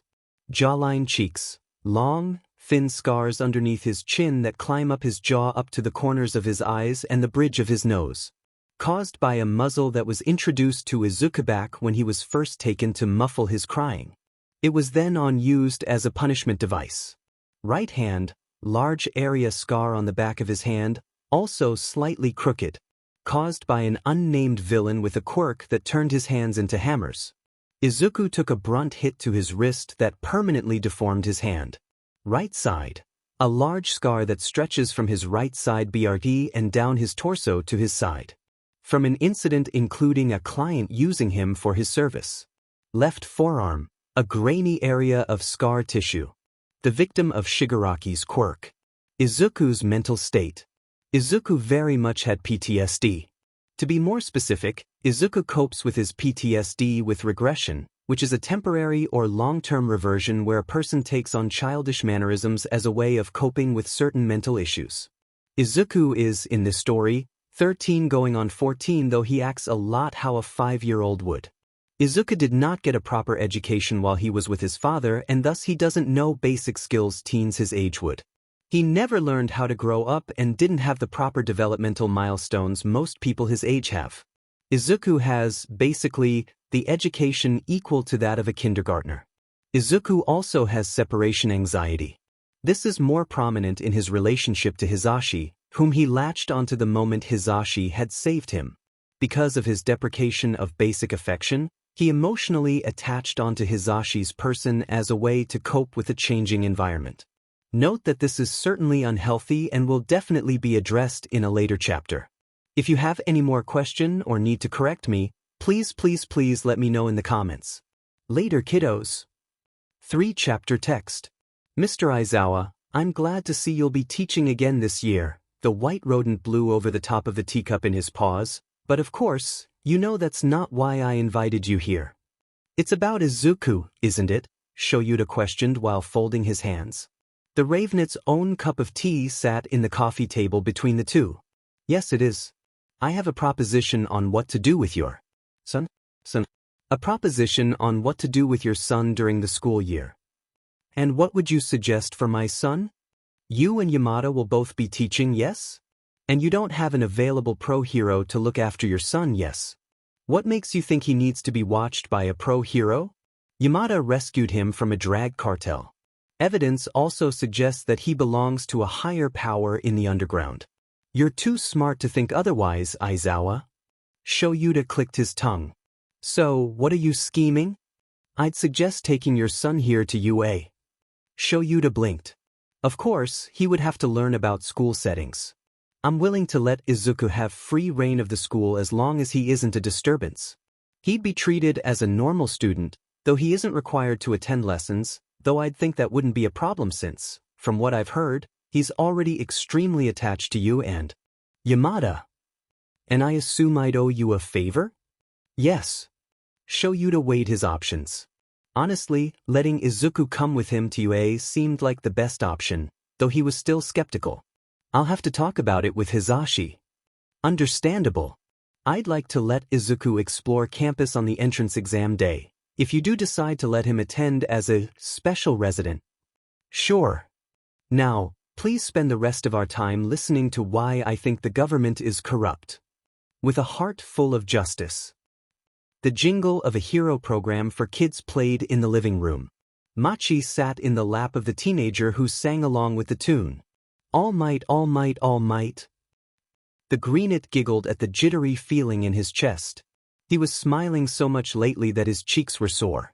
Machi was really warm in his lap, and Missy had made home underneath the coffee table. There was jingling in the door, and Izuku's head snapped over to the noise. He nudged Machi off of his lap and ran to the room next to his. Papa, Daddy's home, he called into his parents' closed door before running over to the front door himself. Once it was wide enough, Izuku didn't hesitate to attack the person on the other side with a vicious tackle-hug combo. Same-ish. Izuku cheered loudly, rubbing his nose into his dad's chest. A low chuckle was his reward. Oh no, how devastating, Shoyuta said flatly, though his mouth was quirked up. How shall I ever recover from this fierce attack? Shoulda. Shoyuta made a little oof as another body crashed into his. He was so focused on humoring his son that he didn't notice Hisashi come up. Shoyuta, you need to save me. I've been doing paperwork all day and my back is so sore. That sounds like a you problem, Shoyuta grumbled, pushing off the two boys his person and entering the apartment. Their two cats came scampering and already started to try and weave through the legs off all three residents. Izuku, you can go back to your show real quick, yeah? Oh yeah, Izuku said happily before he quickly picked up Machi and walked back to the living space while singing, with a heart full of justice. Hisashi smiled momentarily before it fell into something more strained. So? What did he want? The blonde questioned quietly. Shoyuta breathed out heavily. He wants Izuku to attend UA as a special resident, or whatever. Why is that? I don't know, I personally think he's just building up on favors.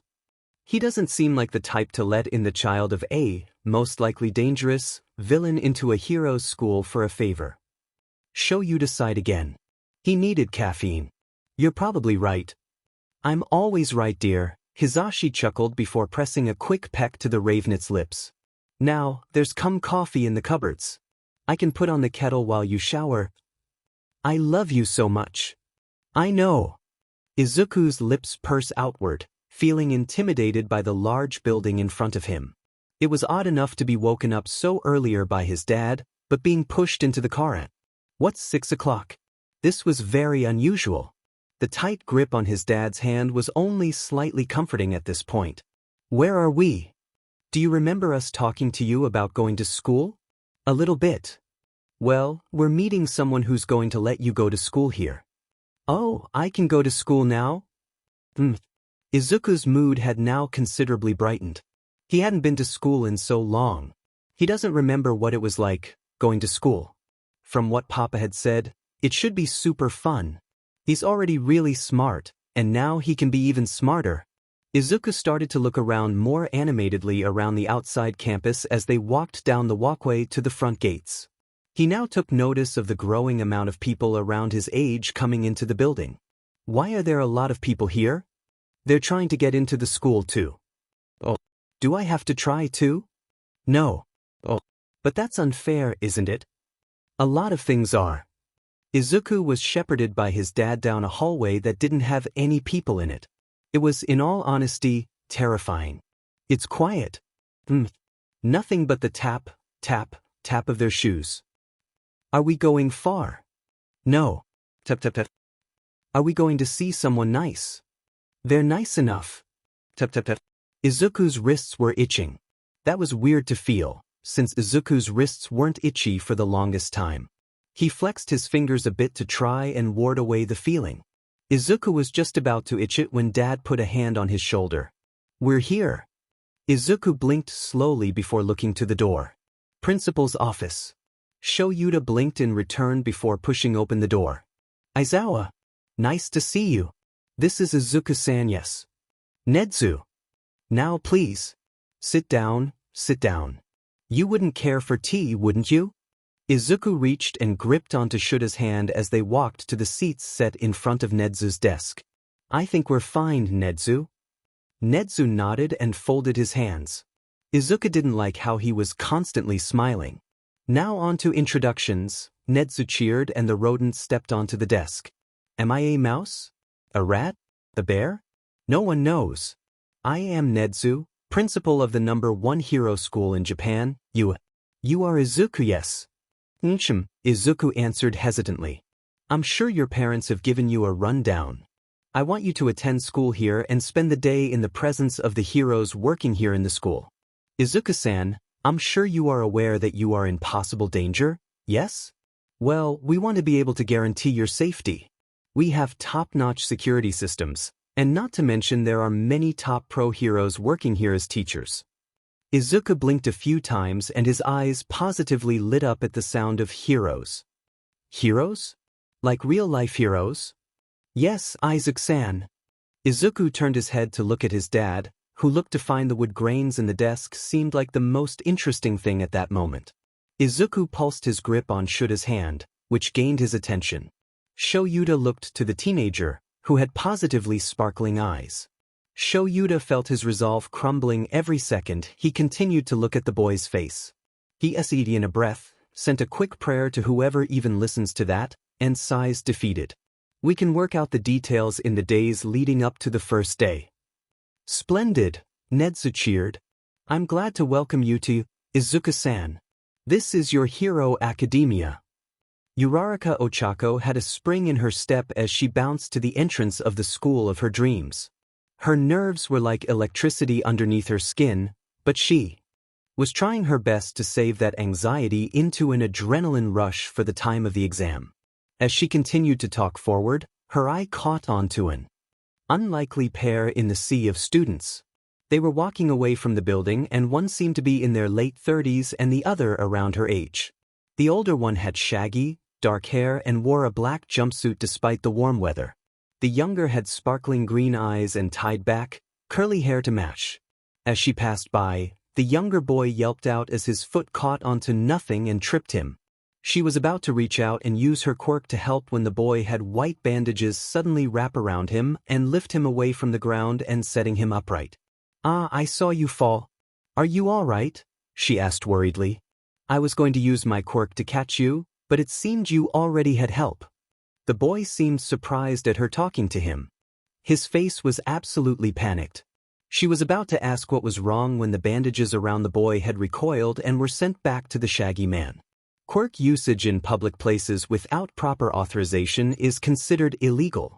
"Don't make that mistake," he said, and the pair walked away. What an odd pair. Uraraka was positively radiating a positive energy as she entered the UA gates for a second time. It was the beginning of the school year, and she was positively hyped. Her first step to being a hero, her first step to helping her parents and other people. So exciting," she hummed to herself as she continued into the building with a wide smile. Her steps are airy and light as if she had activated her quirk onto herself and flew just above the ground. Can you blame her, though? 101. Geez, this school is huge, she thought as she looked at the tags above the many doors in the hallway. Ah, there it is. With her smile still spread on her lips, she pushed open the door and took in the scene before her. Her eyes scanned the room, her eyes catching onto an odd trio. There was a blond boy who was lounging in his chair and propping up his feet. He looked agitated, and Achicho put him into the Introduce Yourself Later folder. There was a navy-haired boy who gestured stiffly and wildly, as if scolding a child. He was aiming his barrage at the blonde, speaking loudly and clearly. The last boy who was sitting on the teacher's podium and had dark green hair and freckles dotting his cheeks. There were also scars outlining his jaw, which was slightly worrying. Though, he did seem familiar to her, though she couldn't place her finger on it. "Izuku-kun, Bakugu-kun, please remove yourself from the furniture," the navy-haired boy chastised. "You are disrespecting your past classmates and future teacher." "Don't worry, Ida-kun," the greenette said happily. "The teacher doesn't really mind." "How can you be so sure, Izuku-kun? You are still disrespecting property." "Oh, can it, glasses? Who the f cares?" "Bakugu-chan, please be nice to Ida-kun." "Shut the f up, Deku." That's not my name, Bakugu-chan, we talked earlier. If you came here to socialize, then you'd best be on your way out." Ochako squealed in acute fear when a deep voice came from behind her. She turned on her heel to see a caterpillar. "It took you 6 seconds to quiet down. Not the worst, but could definitely better. I am your homeroom teacher, and you shall refer to me as Aizawa-sensei. Everyone, change into the gym uniforms in the locker rooms and meet me in the field outside. Izuku, come with me." "Okay." Ochako raised an eyebrow as the green-haired boy jumped off the podium and walked up to their homeroom teacher. So that one was Izuku. Did he not have to change? Get to it, Aizawa-sensei glared at the students. "Why yes, sir." "Izuku, can you please demonstrate?" "Okay." Izuku cheered in response. He took the ball from his dad's outstretched hand and practically skipped to the drawn circle. Once he did step to the circle, his lips pursed. He had to get creative here.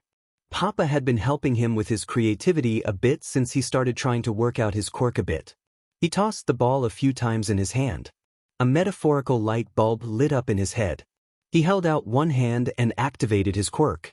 As the solid material built up, Izuku tossed the ball as high in the air as he could. Just as it deceased, a makeshift board was in his hands and he swung hard enough it flew an impressive 427 feet. Aizawa nodded in his approval and faced the rest of the students. "Oh man, this looks like so much fun," a redhead in the crowd had shouted. "Funya?" "Then one more thing," Aizawa started and his trademark Totoro-like smile stretched across his face. "The person in last place will be judged to have no potential and will be expelled. Now, continue on." Huh? Expulsion on the first day? That's so harsh. How unfair. Well, the world of heroing is unfair. Natural disasters, quirk matchups, the like. Now, get your buttes into high gear. "Man, sensei is really scary," a blonde in the crowd of students groaned. Izuku liked the black streak he had going on. Was that natural? How would that be possible? Izuku's own roots were darker than the rest of his hair, but having a perfectly clean shape in the center? Kind of weird. Izuku let out a surprised eep when a white scarf lightly smacked the back of his head. "Izuku, you are dismissed." Hisashi mentioned he wanted some help with sorting his outline. "Okay." Izuku skipped back to the building, receiving a lot of odd stares. Wait, Izuku doesn't have to participate? Talk about favoritism. Whether Izuku participates or not is up to me. Now let's move on. Izuku got to school with his dad and father at his sides. He held both of their hands as they walked. Izuku blinked when he saw a crowd of people squished together at the gate with large, boxy cameras and nice, dressy clothes. His lips tightened together as he pulled himself closer to his dad's. Judging from their faces, they saw the crowd too. "Oh great," Aizawa grumbled. "Just what I needed this morning, vultures." They're reporters, Shota. "Izuku, stay behind me and your dad, Izuku nodded wordlessly as he released his dad's hands to instead hold onto the back of Aizawa's black jumpsuit. As they approached the reporters, they all seemed to simultaneously notice their presence on campus and flock to them in a flurry. "Can we take some of your time?" some shouted. "Just for a few questions." "Hey, your voice hero, Present Mike. Can we get an interview?" "Present Mike, how is?" "Working on UA with all might." "Present Mike, can we ask a few questions about being on campus with the symbol of peace?" "Excuse me, listeners," Mike said cheerily, though Izuku could hear the irritation. "My coworker and I need to go in for work. Unfortunately, I cannot say I've worked directly with All Might." Mike pushed himself through the wave of reporters and Aizawa pushed Izuku to the front as he followed. Izuku tried to sink into his dad's chest as far as he could. The reporters were all so loud. After what felt like an eternity, they pushed out from the wall and up to the gates. Before heading into the building though, Aizawa turned around to face the reporters. "I know you've been keeping the student from reaching their classes, and it is illegal to hold back minors for interviews without the permission of their guardians." Just as he finished, a large iron gate slammed down onto the ground before the reporters. Izuku jumped at the large bang and ran forward to hug Mike at the back. Aizawa sighed and joined them as they entered the school. Izuku hummed as he munched on one of the rice ball. They were swan-shaped. In a bento box he had gotten from lunch rush. Mike sat a little ways away at his desk while Izuku made himself at home on the lounge couch they had in the teacher's lounge. There was just the scratching of Mick's pen as he graded papers and the crinkling of paper as Izuku took rice ball after rice ball out of the bento. Before Izuku was going to bite the top of the ball, there was a loud ring, echoing around the room. Mike had startled too as he jumped up from his seat. "Sheet," he whispered and walked speedily to the door. "Izuku, stay right there. Don't answer the door for anyone." "What's going on, Papa?" Izuku asked, putting the half-eaten rice ball back in the bento. "Just security." Izuku wasn't thoroughly convinced, but he nodded and let his father go out the room.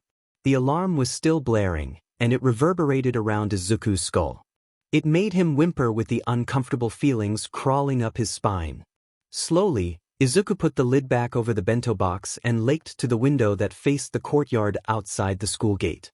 As he peered out the glass, he saw the iron gate isn't there anymore and the reporters from earlier were crowding the door into the school. Izuku purses his lip. Did someone lift the gate? Begrudgingly, he goes back to his bento. Izuku sat up on his knees and pressed his nose onto the bus window. He watched as his dad and classmates all gathered around the bus entrance. He couldn't hear them, but Izuku already knew they were going on a field trip for training. Although Izuku wasn't allowed to participate, then that was fine. He wasn't allowed to join the paired exercise on the second day, but he had fun with Papa while practicing his English. Ida had gone to the entrance of the bus and doing the arm chop motions that Izuku learned early on was his thing. His classmates, in response, all made 2 lines and entered the bus. "Oh, it's open-floored," Uraraka gaped, quickly taking a seat in the middle seats. Ida sighed dejectedly and sat near to the from. "Don't worry about it, Ida-kun. It's not that big a deal." "Oh, Izuku-kun, you're already here," Yaoyorozu commented. "Dad let me go on early because I don't have to change," Izuku said in response. "Are you not participating again?" Sato asked curiously. Izuku shook his head. "That's okay though, because I get to watch this time." "Settle down, we're moving," Shoyuta said lowly, being the last one on the bus and sitting in the front next to Izuku.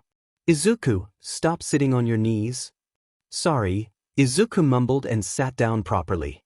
"Izuku, if I may be so blunt, I like to speak my mind," Azui says from her seat. "Is Aizawa-sensei your father?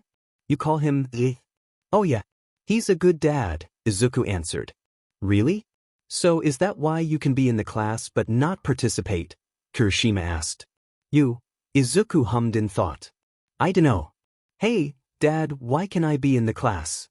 Shoyuta had grumbled out something akin to situations, while he nodded off. "Hey, Izuku, I've been meaning to ask," Uraraka piped in. "What exactly is your quirk? We saw it a little bit in the apprehension test. I've been dying to know." Izuku widened his eyes in surprise before he got back up on his knees on the seat and repeatedly and softly hit Shuta's head. Dad, can I show them? Please? Please, pretty please," Izuku asked cheerily, and gave a happy giggle when Shoyuta took out a granola bar and gave it to the overexcited 15-year acting like a 5-year-old. Izuku didn't hesitate to tear into the wrapper and take a bite. Izuku-kun, what does a granola dash?" Izuku stuffed the half-eaten bar in his pocket and clapped his hands together. He excitedly activated his quirk and the bright light from his chest erupted forward like always. The class oohed and awed as the light tendrils creeped up his arms into his hands. When he opened them up again, milky white glass shaped to look like a paper swan sat in his hands. "I can make glass from stuff in my bones. I have to eat my granola bars though, because if I use it too much I get tired," Izuku explained. "Whoa, it's so pretty," Ashido gasped from the back. "It's shiny," Hagakure added. "I make hair stuff for Papa sometimes." "Aizawa-sensei wears hair stuff?" Kaminari asked in disbelief. "No. Well, sometimes. Papa wears them the most though," Izuku corrected. He is still holding the swan in his hands, and shuffles around a bit before deciding to just give it to Mina to hold onto while he clapped his hands together again. The quirk usage was quicker this time, and when Izuku was done there were milky white chopsticks with fancy flowers around the ends in his hands. He quickly goes back to his seat and sits up on his knees again facing Shoyuta. "Dad, give me your hair please." Aizawa complies with seemingly no resistance whatsoever, and Izuku quickly took hold of the teacher's hair and masterfully twisted it into a low, messy bun and had the chopsticks hold everything into place. Ashido was silently clapping in the back. "Wow, Izuku-kun, where did you learn to do hair like that?" Uraraka asked with a gasp. "Papa taught me everything I know," Izuku proclaimed proudly. "Dad is our practice doll, that's what Papa says." Kaminari, Siro, and Mina all simultaneously threw themselves forward as they spit out loud laughter. The rest of the bus quickly followed their lead. "You know, Izuku-kun, your quirk is very similar to Yaoyorozu-san," Azui says after the bus had collectively calmed down. Izuku had already picked his swan back from Mina and set it down in his lap as he took his seat again. "You both create things from your bodily material." "Oh my god, never say bodily material ever again," Kaminari begs, holding his hands together in a prayer. Sukuin is right, Uraraka gasped. Isn't that similar? Yaoyorozu said. Izuku gasped excitedly and jumped up from his seat again. Yaosen, can you make swans? Izuku asked, mouth stretched into a wide smile. Yaoyorozu was slightly taken aback. No, I cannot make living things, Yaoyorozu explained. Oh, then, can you make cats? Yaoyorozu and Izuku went back and forth about this for a while, until Shoyuta raised a hand to silence the class. We're here. Get off and into the building. Izuku gaped and wildly looked from place to place. The USJ was huge. It was pretty too. His dad already had a grip on the back of his hoodie, and it was nothing more than a leash to keep Izuku from running off. The greenet was so distracted, he didn't even notice the rescue hero 13 until he was literally being led right next to him. Izuku gasped quietly but dramatically, and began to pester his dad. Oh my gosh, Dad. It's 13 Ushmigush, he whisper-squealed while repeatedly tapping his dad's arm. Oh my gosh. Ah, Aizawa-san, 13 greeted.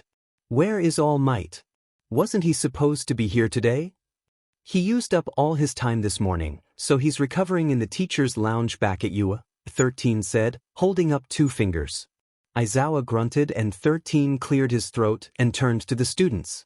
Hello students. The rescue hero addressed the heroes in training.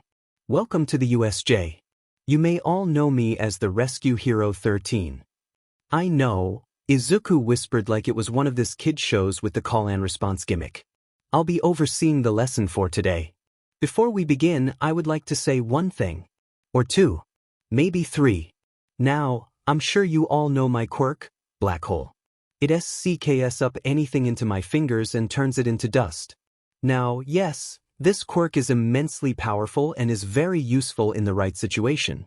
Although this power can easily injure, or even kill, a civilian.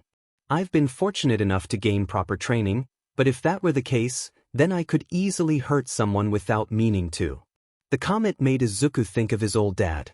He used his quirk to hurt people all the time, but it wasn't on accident. Now, today is a rescue mission. There are dummies marked as citizens located all around the USJ, and you must be mindful of your quirks to save Dash. There was a wind. These, civilians from Natural Dash. A very familiar kind of wind. The kind of wind that screamed bad. Disasters of all different types. You Dash. Dad. Will be separated into Dash. Aizawa hummed in acknowledgement. Groups of 5 so they're Dash. Dad, something's bad. Will be 4 groups in total. When Dash. Bad. You have your groups Dash. Dad, I'm scared. You will be assigned Dash. Izuku, what's wrong? Aizawa kneeled to Izuku's height. A zone in which you will enter to save the civilians. Dad, the bad shadow man is here, Izuku gasped, trying to take in deep breaths of air. Dad, he's here. Izuku, who is here? Where is he? The shadow man, Izuku sobbed. His eyes were burning and he was shaking and the wind was getting faster and Dad, he's here. A dark mass appeared in the center of the courtyard and spread to cover the fountain in black shadow. Dad, I'm scared, I don't want to go back Dash. Sheet, Izuku listened Dash. It was spitting out people now. People of all sizes and colors and God, they're all here and scary. Izuku, just breathe, okay? 13, get the kids back to the bus. Those are villains. Izuku, go back to the bus okay Dash. No, don't make me leave, Izuku cried, surging forward to grip onto his dad's jumpsuit. I don't want them to take me back, they'll take me back if you go, please, I don't want to go back to my old dad, you and Papa are so much nicer Dash. Sheet, Yaoyorozu, get Izuku back to the bus. Weiss-sensei. A pair of hands rested gently onto Izuku's shoulders and tried to coax him away from the comforting presence of his father, but he threw his arm back to try and knock them away. No, Izuku screamed as his arms were grabbed and he was firmly taken away from his dad. No, Dad. Don't leave, they're gonna do bad things. Izuku-kun, please come on. Yaoyorozu's soothing tone said as she led him back to the entrance. No, they're going to take Dad Dash. Izuku, Be good for Papa until I get back, Aizawa said lowly before turning to the courtyard and running into the fray. Dad! Izuku-kun, we have to go. Aizawa-sensei will be fine, just trust him. Izuku stopped fighting Yaoyorozu's grip momentarily to watch his dad kick a guy in the face and knock a few heads together. He swallowed before nodding to Yaoyorozu and began to run with the rest of his class. Though, it was all in vain as they were stopped in their tracks when black smoke emerged from nowhere. Izuku gasped and fell backward in his surprise. He watched in absolute horror as the shadows manifested to show a neck piece and glowing yellow eyes. Greetings. We are the League of Villains, the mist said.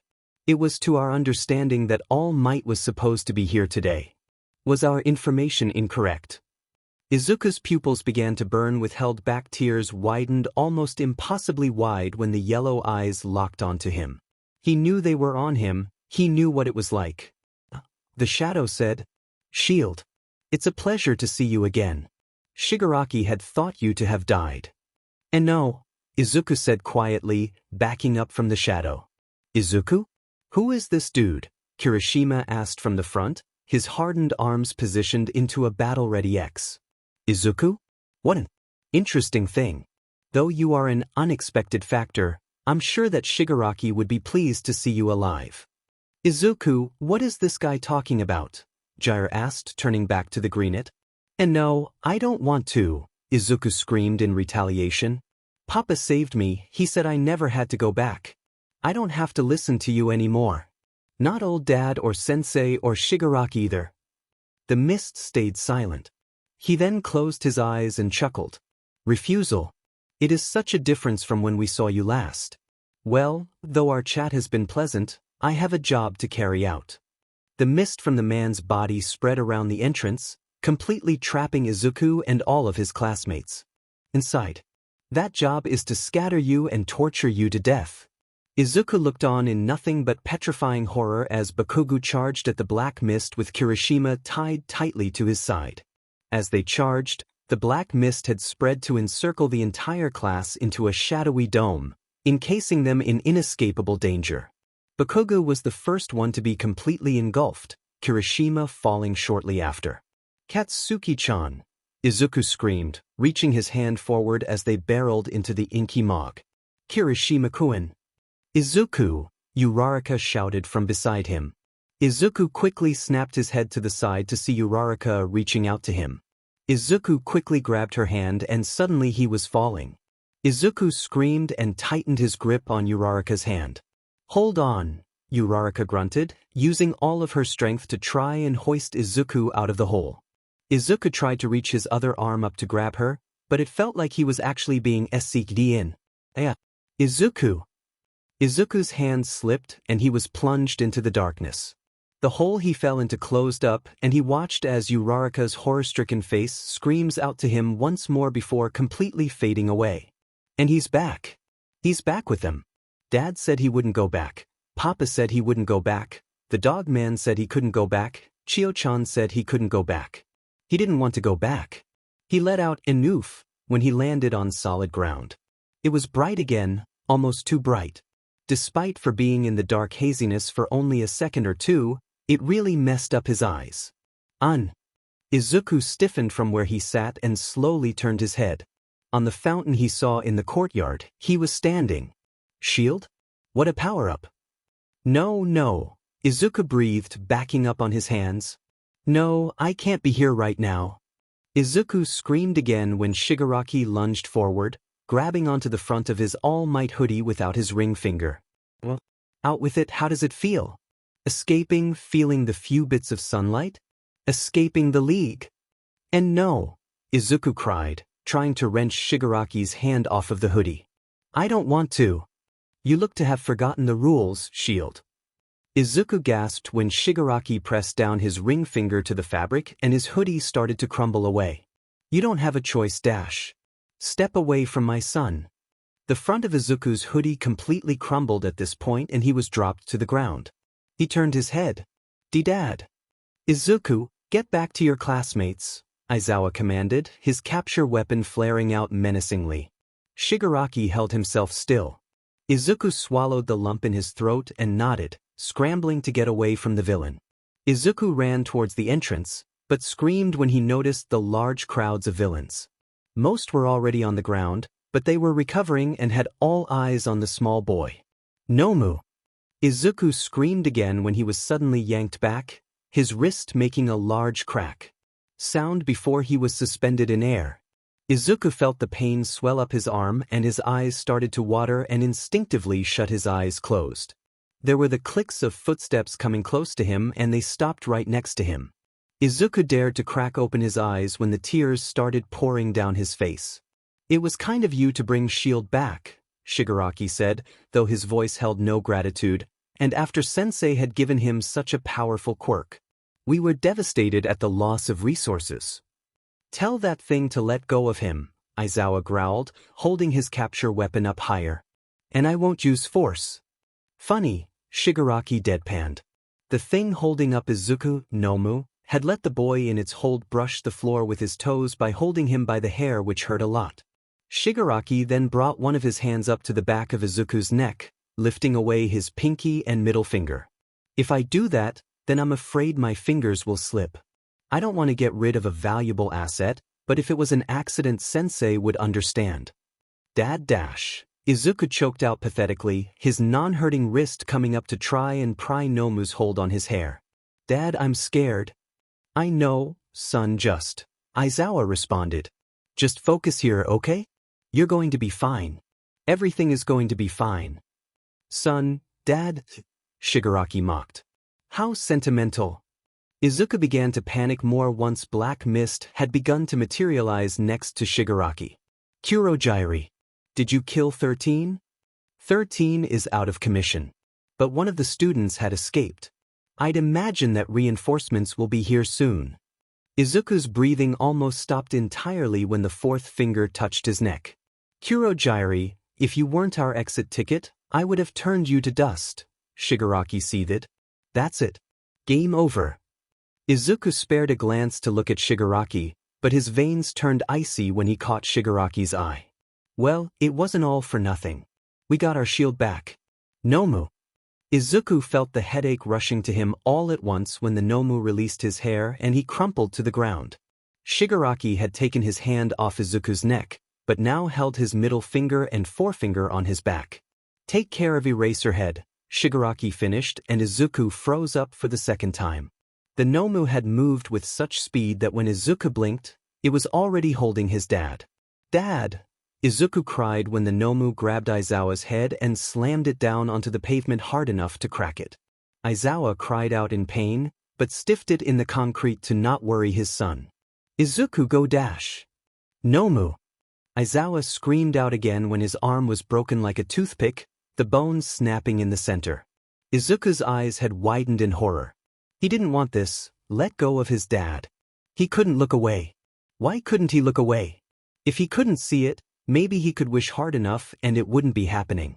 Maybe then he'd wake up again this morning with Machi on his tummy and Missy on his feet and Dad and Papa in their room, sleeping and safe and not getting hurt, and he'd sit down and have breakfast with them. They had miso this morning, and then put on his favorite hoodie and see Katsuki-chan on his way to the classroom and say hi to all his friends and to Namuri-san and...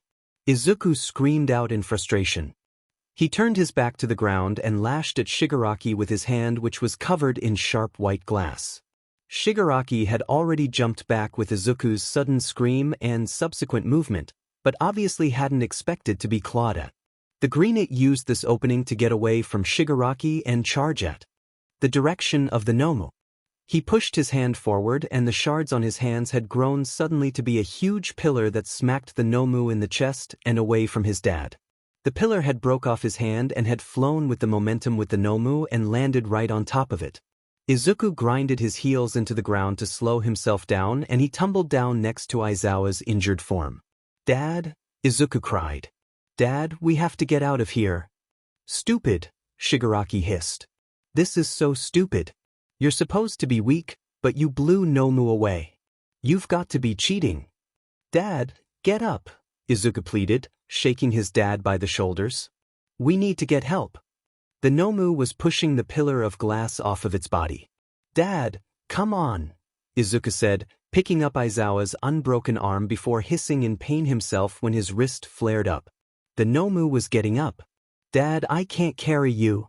Izuku sniffled before he collapsed onto his father's body. The Nomu was rushing at them now.